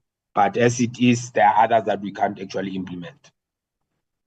Then, Chair, the figure of people that have done that without legal assistance, I think we can come back to the honorable member on that, but it's very few. It's very few, Chair, because we no longer actively go and seek out people to claim directly. And the reason is this, Chair. If you look at our act, once the RAF does not within 120 days settle that claim, you need to issue summons. So if we helped you to issue summons, we helped you, we must also help you to issue summons. The summons can only be issued through a lawyer. And that's what the difficulty is in actually pursuing these direct claims without making legislative changes. Our predecessors used to ask our own lawyers to draft papers and write summons to us. But that is effectively, Chair, yourself suing, RAF suing itself, because these are people paid by us. We sit on both sides of the litigation, which would not make sense, and that's why we do not actively pursue. But when people come, we don't reject them; we assist them. Of course, with a view that says people must give an undertaking that they are clear, they understand their rights and all those things. Because people do come back to us and say, "Well, I came to you." When they meet lawyers, they then say, "I came to you. You advised me. You are the one that said I must claim this much," whereas the lawyer says I can get this much. Of course, usually with lawyers, they over-exaggerate what the person must get. So that is the difficulty, but we'll give those numbers. Why we are not pursuing that with the vigor is because we need support from the legislation, as it were. Now, the funding shortfall, yeah, it's a difficult one, because there will always be a shortfall if you were running an insurance, it will say your premium must be risk adjusted. Meaning, if you are based on risk and you pay a certain amount, it must be commensurate to the risk being taken. The increase in the risk must lead to an increase in the sort of premium. So it's a risk-based premium. With RAF, you are paying R2.18, and that's it. Whether the risk is high or low, the R2.18 remain. Whether you're going to get more or less, the R2.18 remain, which is why it's a social benefit in a way. That is the way to collect money to pay out. So then the only way to deal with this is when we pay people in installments and make sure that people don't overclaim. For instance, Chair, everyone that gets injured on and claim from RAF was going to be a graduate, but only 7% of South Africans are graduates. So it does not even link to what is happening in society. It does not mirror that.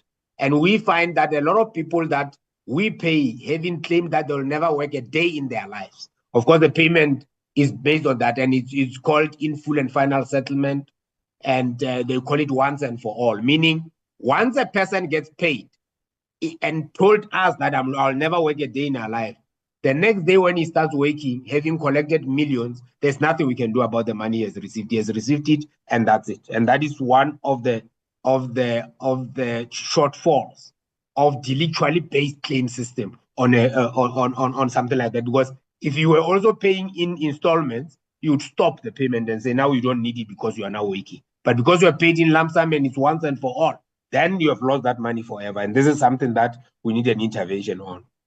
On the foreign claims, as I said, we understand the background against which foreigners were included. And that's why our aim is to that going forward, we must dovetail ourselves and then benchmark ourselves like any other.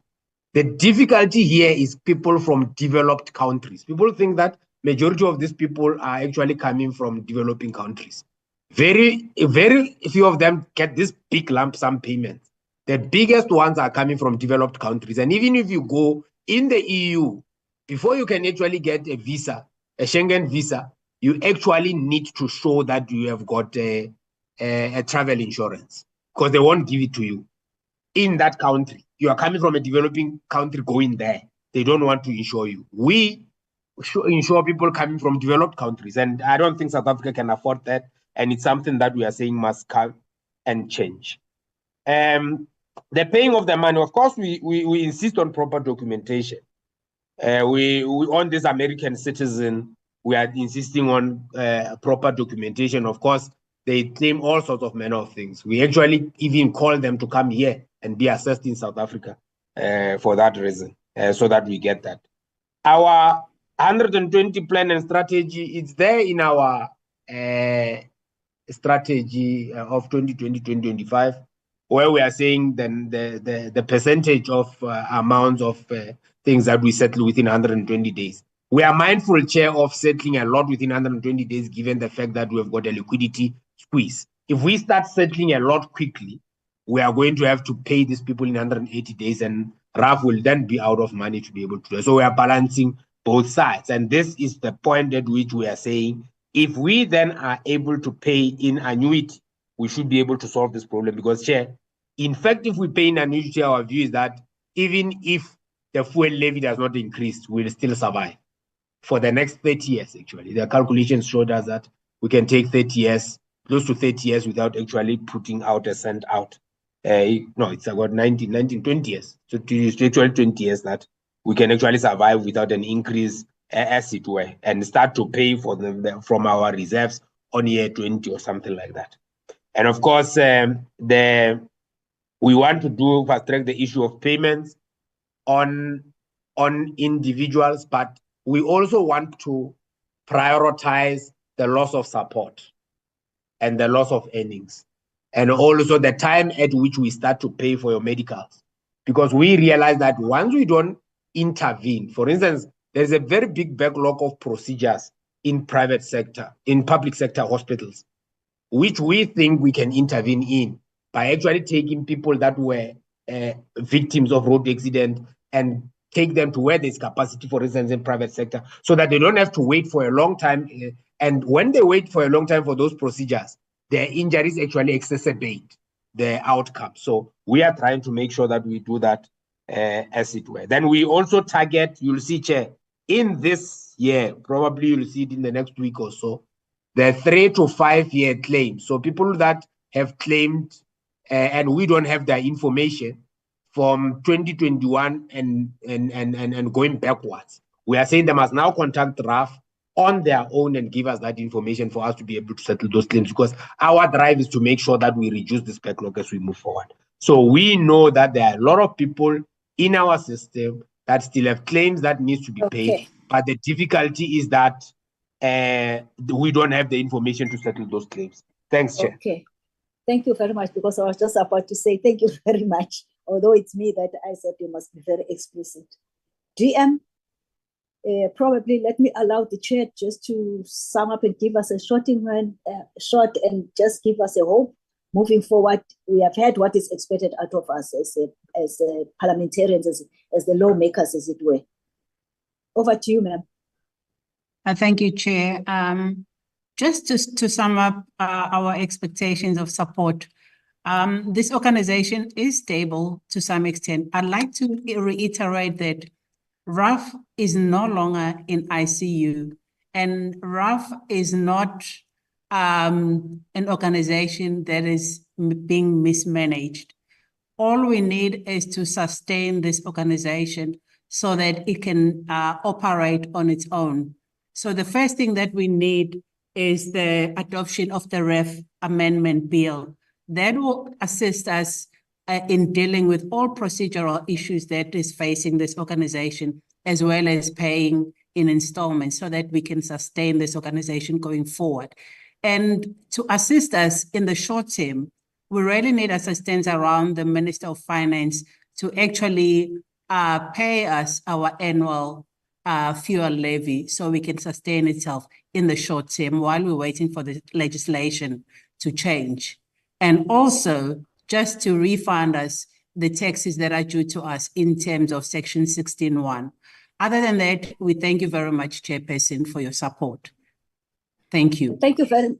Thanks so very much, ma'am. And DM on this one, if you wish, but if you pass, it's fine. Chair, I certainly will pass. Thank you very much for the opportunity. Thank you, Chair. No, thank you very much. I understand, Honorable Mabena. I will forward you the CEO's email, and also I can see that you please do try to connect. Other than that, thank you very much. What we take home as this portfolio committee is the one that we will put it in bold in terms of the 7th Parliament to prioritize the RAF. Equally, the new cabinet also to do so that it can be quickly fast-tracked to be tabled before the Parliament, as it were. And the rest, we would like just to thank you, RAF team. Please do ensure that you represent the actual original beneficiaries within all the legal means. Do what is best for the poor and the vulnerables, as it were. I'm sure the professionals who are actors in this scheme would also have a heart and a soul to understand the need of the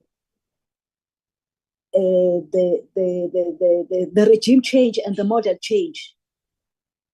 While also the private practitioners must benefit, but also it must not be done in detrimentary for the end beneficiaries, as it were. As correctly the AG says that whatever you do also, it doesn't just talk on the financial management as it were, but also it must say, is there any value for the end user or the end intended beneficiary, as it were? And those are the things. And also do carry on reducing the shortfall, as it were. And we are encouraged with the reduction, which is at 2 billion, and moving forward, I'm sure in the next 10 years, it will disappear, as it were. We would have a balancing head. Please do ensure that you also track and ensure that the file don't remain empty, and find a very innovative way in terms of, while there's an absence of the law, in terms of being prescriptive, in terms of the paper driven, as it were, that you ensure that you are a turnaround in terms of check and balances, in terms of the information that is supposed to be in the files. They are there without being then penalized by what the Act says. Other than that, whatever is outside the law, we must not do it, but also do find some means in terms of also short-circuiting using the same laws, because the laws are here not to strangle you financially or to make you as if you are misrunning the entity, but it's to ensure that there are check and balances from all areas, whether it's the AG or the portfolio committee in terms of Parliament and the food serve and the minister and every other person, as it were. Members, if you do have any people that have got an issue with RAF, the office of the CEO is open to assist, so that also when we discuss these things, also we talk to the actual put face in terms of people that are shortchanged by the system that is currently in place, which is our own making. We can't blame anyone. We are government, we are lawmakers. Other than that, thank you very much on this item. It does also amplify the importance of getting this presentation. I think most of us who have benefited. That will bring us to the second item, which is the consideration and adoption of the supplementary report of the second and the third quarter 2022-23 of the department. You will also recall, before even we go to the third item, that last week there was a report that was not adopted in terms of the annual report of the RTIA, I think, if I'm not mistaken, but Ms. Valerie will remind me, because we still have to bring back that item, or it was this one. But I will now ask Advocate Nell to come in terms of just highlight the observations and the recommendations, because we're a little bit slightly delayed in terms of dealing with this report. Before I hand over to you, Advocate, Chairperson of the Board of RAF and the CEO, you and the DM, I think we are now dealing with a internal committee report.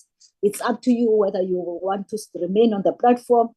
However, you are at liberty as you deem necessary just to leave the platform. And thank you very much. And we'll see you next time. 1 second before I offload you. Yes, is the report of the one that we are putting here today, the 2022-23 report that was not adopted. Let's proceed, honorable members, which we are not going to go and repeat it because the presentation was done last week. Now I put the report before you. Thank you, DM and Chair and CEO and the team RAF. You are released. Honorable members, I now put before you the report, the quarterly report, the second and the third report of 2022-23 of the department for adoption. I would now call for the mover and the seconder.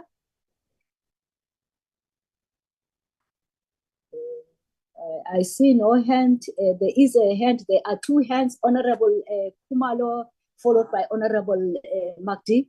Over to you, Honorable Mdungwa. Thank you, Chairperson. Greetings to all members in the platform. Chairperson, I do move for the adoption of the report as tabled before the committee. Thank you, Chair. Thank you very much, ma'am.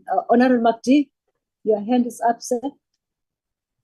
Good morning. Thank you, Chairperson. I second the adoption of the report. Thank you. Okay, the report is tabled last week before us and is adopted, and then it shall be ATC'd accordingly. Now it brings us to the consideration of the standover minutes and the current minutes of the last week. And I will request Ms. Valerie, if you can just start with the first set of minutes and just go slowly in terms of the attendance and apologies so that we don't miss anyone. Over to you, ma'am.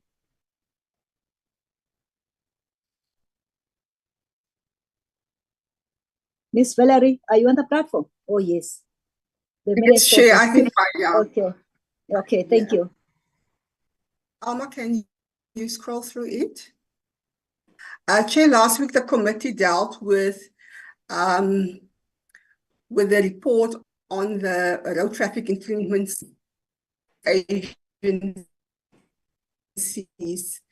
2022-2023 annual report.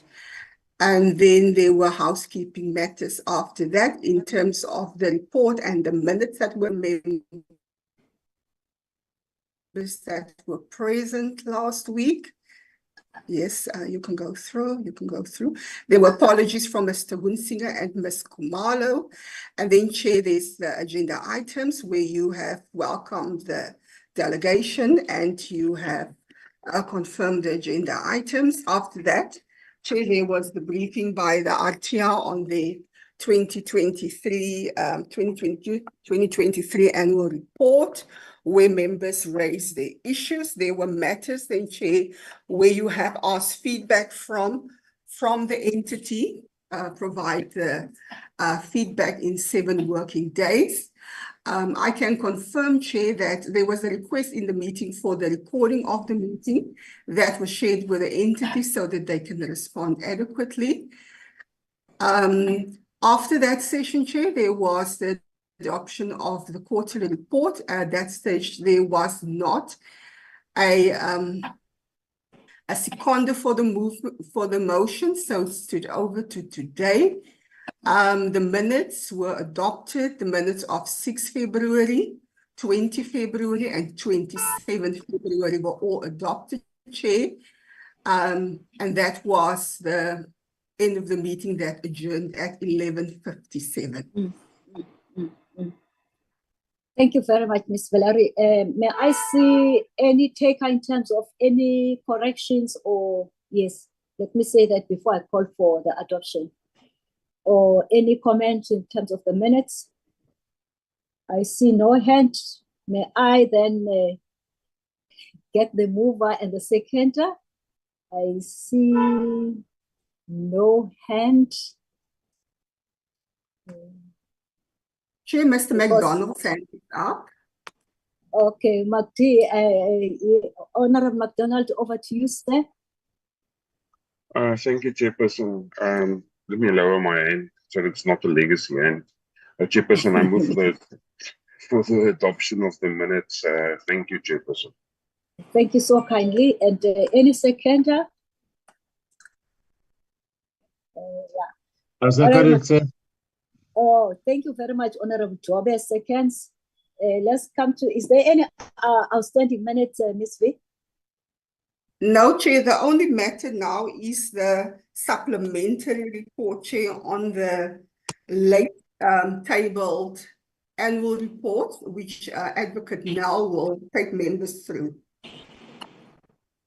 Yeah, while Advocate, you are still going to do that. Honorable members, I think we must say something in the legacy report, because Parliament has got its own processes and timeframes, and we should encourage the incoming administration to be very strict on the late coming of presentations of the reports, because it does also disorganize ourselves in terms of flow of attending to matters. But other than that, Advocate Nell, do focus on our observations and our recommendations. That will be also be part of the main report that we would have adopted already. Over to you, ma'am. Thank you, Chair and members. I hope I am audible. Very loud and clear. Thank you, Chair. Chairperson and members would have seen when we sent this report, I highlighted the sections that are new sections or new information. And Chair, just indicating that we did adopt our BRRR on 20 November. And then we received the annual reports from SAMSA, Artia, PRASA, and RSR sent their report last week. Chair, now the one consideration or the difference here between the other three versus RSR is that the committee would not have had the presentation from RSR or the AGSA. But I did make those comments within this report, Chair. So, Chair, we also highlight here the specifics on the cyber attacks that impacted SAMSA and PRASA, as indicated by the entities themselves, as well as the AGSA. So the mandate of the committee remains the same. We just indicate the purpose of the supplementary report slightly differs from the BRRR, but it is in line with that.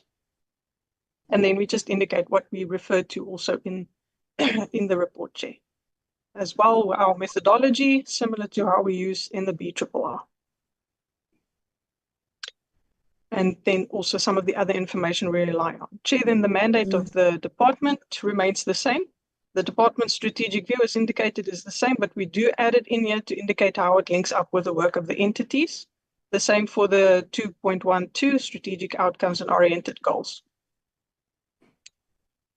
Chair, then on the key policy developments, I have included it in here because there has been some changes since we did the BRRR, because there was progress on the ERT, which will affect quite a number of the entities once the Act is promulgated, and then also the progress on the NRTA bill. The same I did for the legislative challenges, just so that we have a full update on where the legislation stands. Then on a summary of the reporting request, Chair, again, this wasn't the BRRR, but I added it in here so that we see how it affected these specific entities. And I only included those ones where it says the department and the entity should report. On the observations, Chair, the main observation here was obviously the late tabling, and we do have it in here. I will just make sure that it is brought out quite clearly in the legacy report as well. I did mention it in there. It wasn't the draft report, I think, but it was not as pertinent. Then the committee's dissatisfaction with the reasons provided and the failure to table timeously, and how this impacts the committee's work. Then on the RSR, Chair, again highlighting here that it was tabled very shortly before the consideration or adoption of this report, and the committee did not have an opportunity to engage on their annual report. Chair, then the opinions expressed by the AG. The summary of the AG findings is mainly in the BRRR, that's for the entire portfolio. I do draw out, though, the material irregularities update again here, and specifically where it was an update given in their presentation for PRASA. That's the reference there to the Isipingo retail development one and the ghost employees, Chair, and the progress they've made since then, as well as the SIU declaration. It's all in here. Chair, then the root causes identified by the AG in their presentation, again, just listed here. I did put this in green, Chair, because we did not have that presentation, but Chair and members, the Chair would have seen the document that I requested some input from the AGSA on RSR, just to clarify some of the outcome and their irregular expenditure. So those ones I have in green. It's up to the committee whether or not they would like to keep that in their, Chair. RTIs as presented, the recommendations, challenges, and the open message. Probably just because, Advocate Nal, just go back to the green one.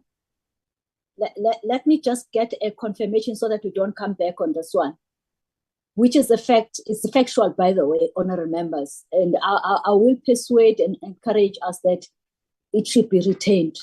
Let me see any different voice on this one. If there's no hand, I would guess all of us were in agreement. I guess so. You may proceed. Agreed. Thank you, Chair and members. Then we see the RTR, that's AG's input that they gave to members in the presentation. They did this after every entity. SAMSA's ones, as presented by the AG. And then the ones that are linked to PRASA. And then, Chair, here on RSR, again, this is the information that I received from the AG yesterday. So I just added it in here, Chair, so that we have a full view. It lines up with the RSR's annual report. The only clarity here that I needed, which wasn't completely clear from the RSR annual report, was the unqualified opinion, but it is with material findings that the AG clarified. So the RSR regressed in the audit outcome there. But Chair, again, this is green. Okay, can I then get some completeness? May I confirm that members, which then also does elevate the issues that AG would have also observed. And I guess members with no head, then we are in agreement, because we need to confirm it here as well. And thank you for sourcing that information from AG. You may then proceed. There is no hand. We are in agreement, and appreciate your back office work that you have done on this regard. Thank you, Chair. Then we go to the reflections. Again, this is just from the observations and the engagements with the members. It's very important here to note, Chair, that both SAMSA and the RSR are without CEOs. The SAMSA one has been since 2016. The RSR CEO, we had an acting CEO for quite a while, and then they indicated in their report that their most recent CEO resigned. and they are again with the acting CEO. So it's very important that those two entities, senior management positions, are filled. Chair, then for the irregular, unauthorized, fruitless and wasteful expenditure, I just pulled this out from the presentations and the annual reports so that we indicate those issues. I have the figures in there and why they were or what the reasons were for the linkages to those, just so that we draw that information out. And then because the members only had the RSR annual report, again, just pointing out their irregular expenditure and the reasons, but I also added the indication that they had there for their fruitless and wasteful expenditure and the amount of that, so that it's highlighted there. And Chair, also just again, I guess also honourable members will agree with you, because the report also must be very clear in terms of the areas that even equally as the portfolio committee have concerned with. All the Greens honourable members, if there is no hand, we will assume that you are in agreement in terms of inserting those ones. You may proceed. I just want to do it for the completeness of your presentation. Yes, thank you very much, Chair. Yes, Chair, then it's also just the feedback here regarding the delay and the dispute with the AGSA that we indicate there and how they process those disputes, because it is something we also highlight in the legacy report, and we highlighted it in the RRRs for the ministry to look at. Chair, then the general committee observations. We indicate the audit outcomes as we do in the BRRR. So unqualified with findings was SAMSA and RSR, and the qualified opinions was RTIA and PRASA out of these four entities. I did indicate here that the committee, because the committee did indicate that it's good that PRASA has improved, but they should continue improving because they came from a disclaimer up to qualified. And then here the failure of RSR to submit in time, but also noting that they regressed in the previous year's audit outcome, but that the entity did indicate that they achieved all of their performance targets for the year under review. It's one of, I believe, 2 entities this year, Chair, that was able to meet all of their targets. RSR has in the past been quite good at meeting all of their targets. Last year, they did not. So it's good to see them back to meeting all their targets.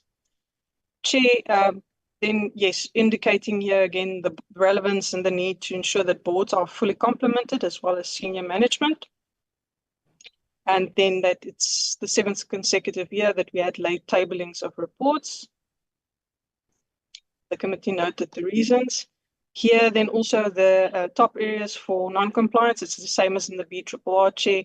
We do just highlight again here the basic vacancy of the SAMSA and RSR CEOs, because this does actually impact how management deals with the failures to implement the SCM protocols as well as doing consequence management. Chair, then again going here that there's the need. Some of the entities indicated that they sensitized staff. However, the committee's view is still that there needs to be training, that sensitization in itself is not enough. They must have adequately qualified and capacitated staff appointed in these departments, and that regular training is imperative. That comes from the minutes as well, Chair. Then we have here that it's noted that some of the entities have improved their relationship with the AGSA, and there was a need to do continuous interim audits throughout the year, and this will help them to make sure that they table on time. The progress reports indicated here on how PRASA dealt with the material irregularities as well as the other entities that were identified, but there were none found for those years.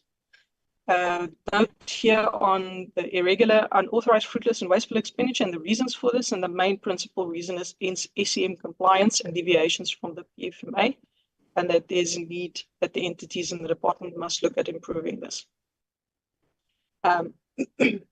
Again, yes, it's a repeat from past BRRRs, Chair. I'm going to sound like a broken record. They do need to ensure training for SCM compliance.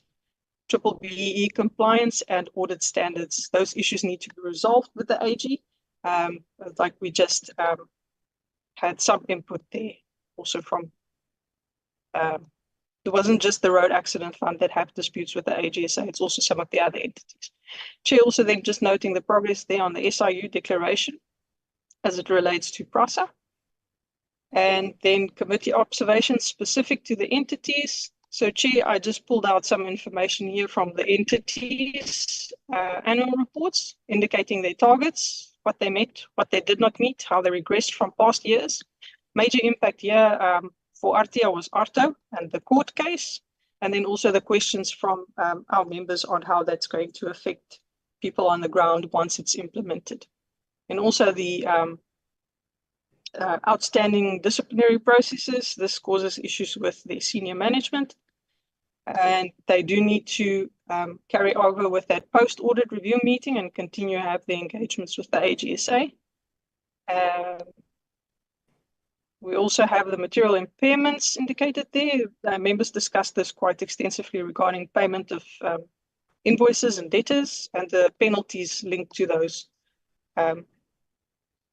And then for some such, again, which targets they met, their audit outcome, the losses that they had there, as they indicated, some of the work that they've done, their training of seafarers, just to give some background in terms of what they've done during the year and to meet their targets, the surplus that they were able to get together there, and the board setup, as well as the CEO's appointment there. Just noting there that the board that was before the committee was appointed at 28 September, and the committee was made aware of this through the year with engagements by the minister. Then also that CEO position that needs to be filled, indicate the cash position. And then obviously the cybersecurity issue and the ICT services and the need that they need to upgrade this and improve on this. For PRASA, again, the outcome, the targets, end of year financials and how far they are with opening the lines. So Chair, I'm going fairly quickly over this. Also some input here on autopacks, which I found they did not do a lot of this in their presentation, but autopacks and Intersight has always been a concern for the committee in the BRRRs. So I suggested the inclusion of that there. The concerns regarding the mainline passenger service, as members raised this. And then also bringing in the full servicing of all lines and operational expenses they've incurred. Noting the appointment of the group CEO that was done within that year under review, which is welcome, and then the delays in the depot modernization project, but also indicating the progress they've made there to their security features, and the progress on the material irregularities. For RSR table, again, Chair, I pulled this. This is going to be the same information that I've already indicated to members above. They had a regression, 100% performance targets. The vacancies, they have actually vacancies in CEO, CFO, and COO positions, Chair. So that's the top 3 senior management that are all acting at the moment based on the information in their annual report. And then we just link up how they link their work up with the 6th administration. Their compliance suppliers that they had, because we always want to see the transformation, and then the irregular and fruitless and wasteful expenditure highlighted there. Chair, then the recommendations. Again, the general recommendations that the committee's already made in the BRRR that are for the department and its entities will stand. It's not repeated in here, but we do the specific recommendations, Chair, for Artia, that the department and the entity strengthen their internal controls to secure supporting documents and reconcile reported information, that they submit quarterly reports on the implementation of the audit action plan. They improve controls around management of the ARTO assets and liabilities, because this was one of the main findings, and the entity improve record keeping relating to consequence management as well.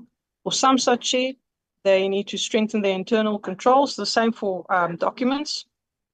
They also need to do the compliance monitoring to prevent material irregular expenditure, They must ensure enhancements to the current action plan are performed timeously, and they must ensure that there are effective controls in place for the preparation of regular, accurate, and complete financial and performance statements. The entity's management must also ensure that the process to deal with the suspended executives are prioritized, and the appointment of the CEO is done as soon as possible. They need an efficient action plan for their internal audits, and they need to address their ICT inefficiencies, noting that it's been the second time within 3 years that they had cyber attacks.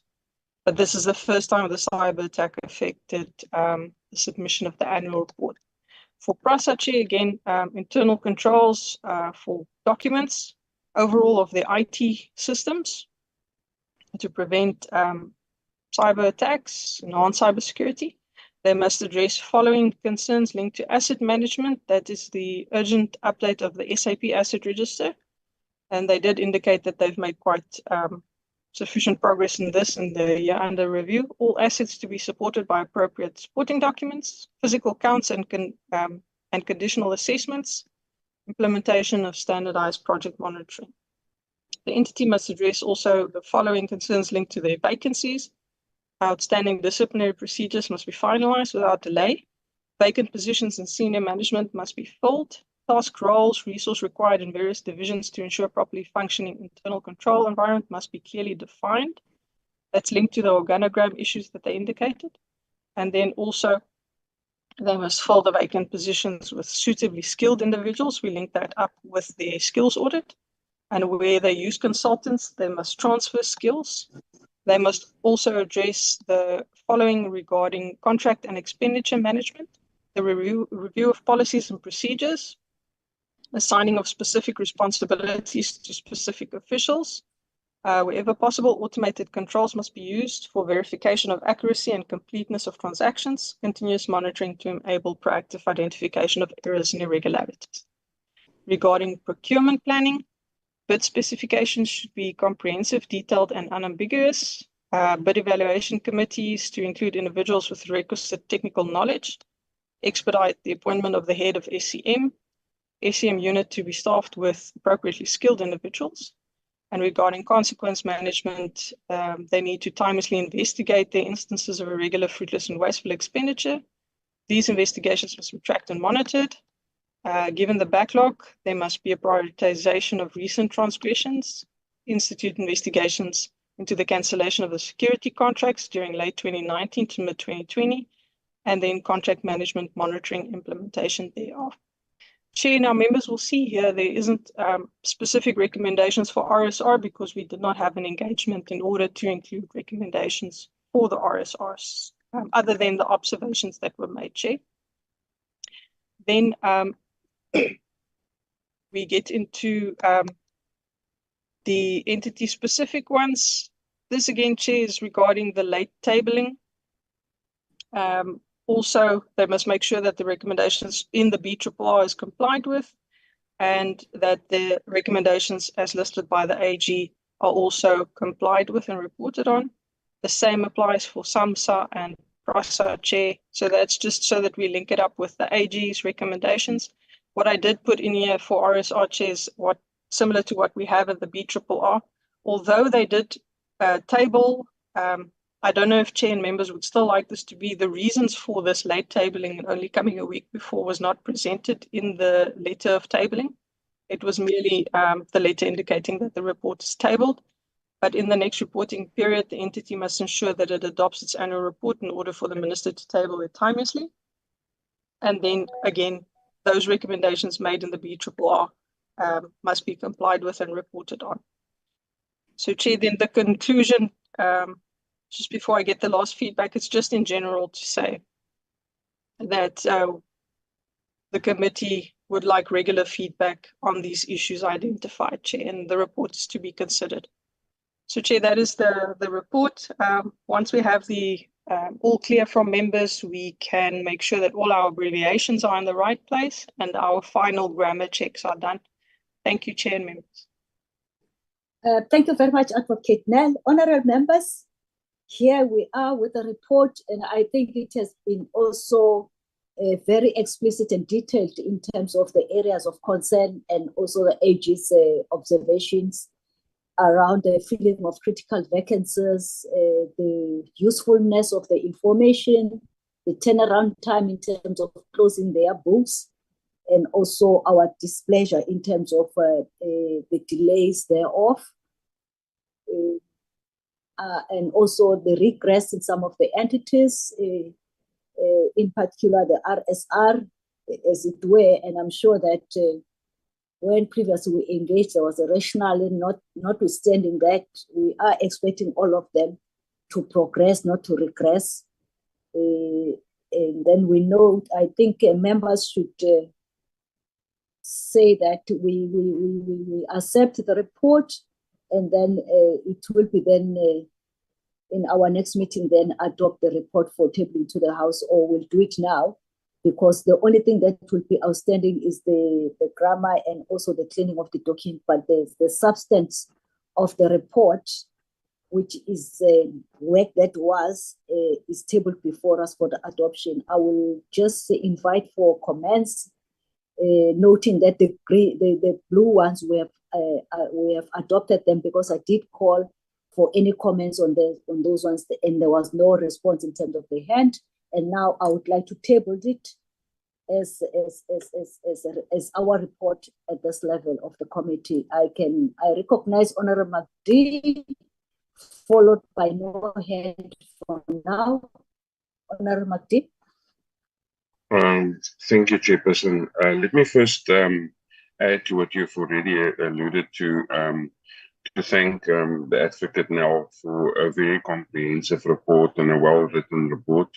And I move for the adoption of this report, bearing in mind that there might be grammatical errors, etc. But the crux of the matter, the body of the report, I think I move for the adoption. Thank you, Chairperson.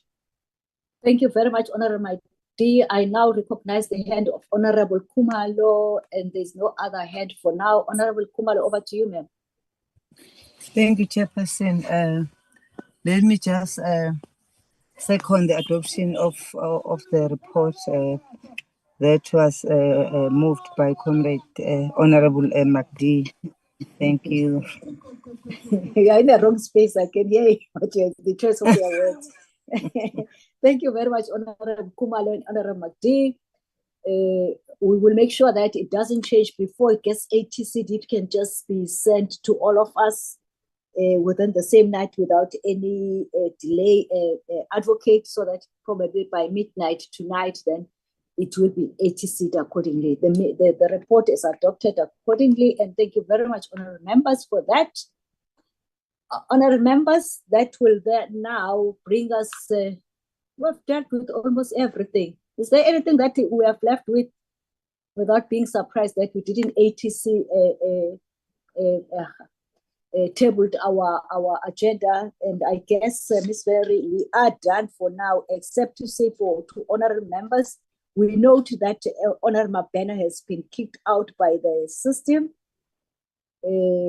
But also, honorable members, next week, if you would have observed, our plenary starts in the morning.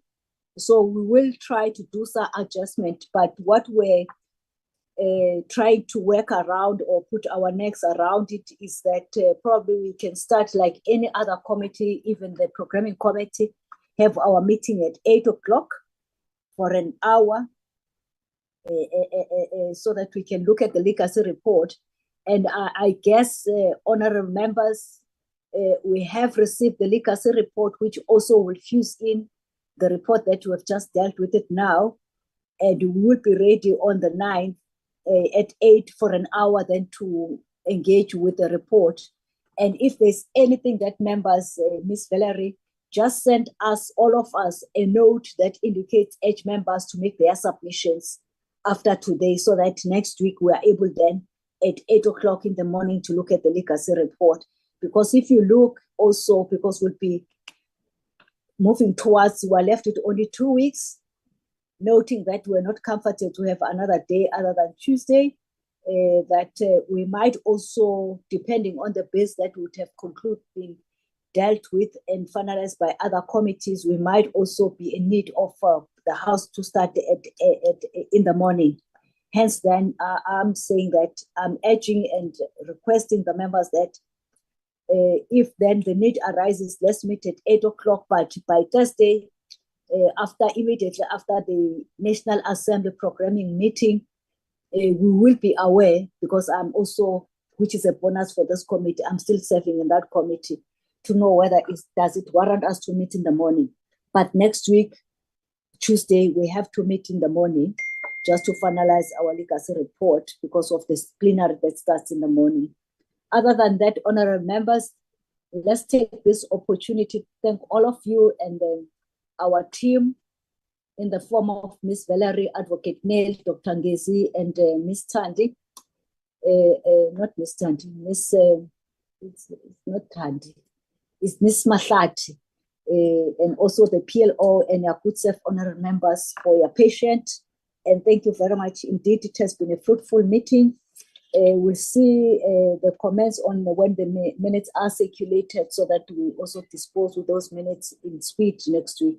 Other than that, thank you very much. Have a good and a blossom week ahead of us. Take care. The meeting stands adjourned. Thank you, Chair.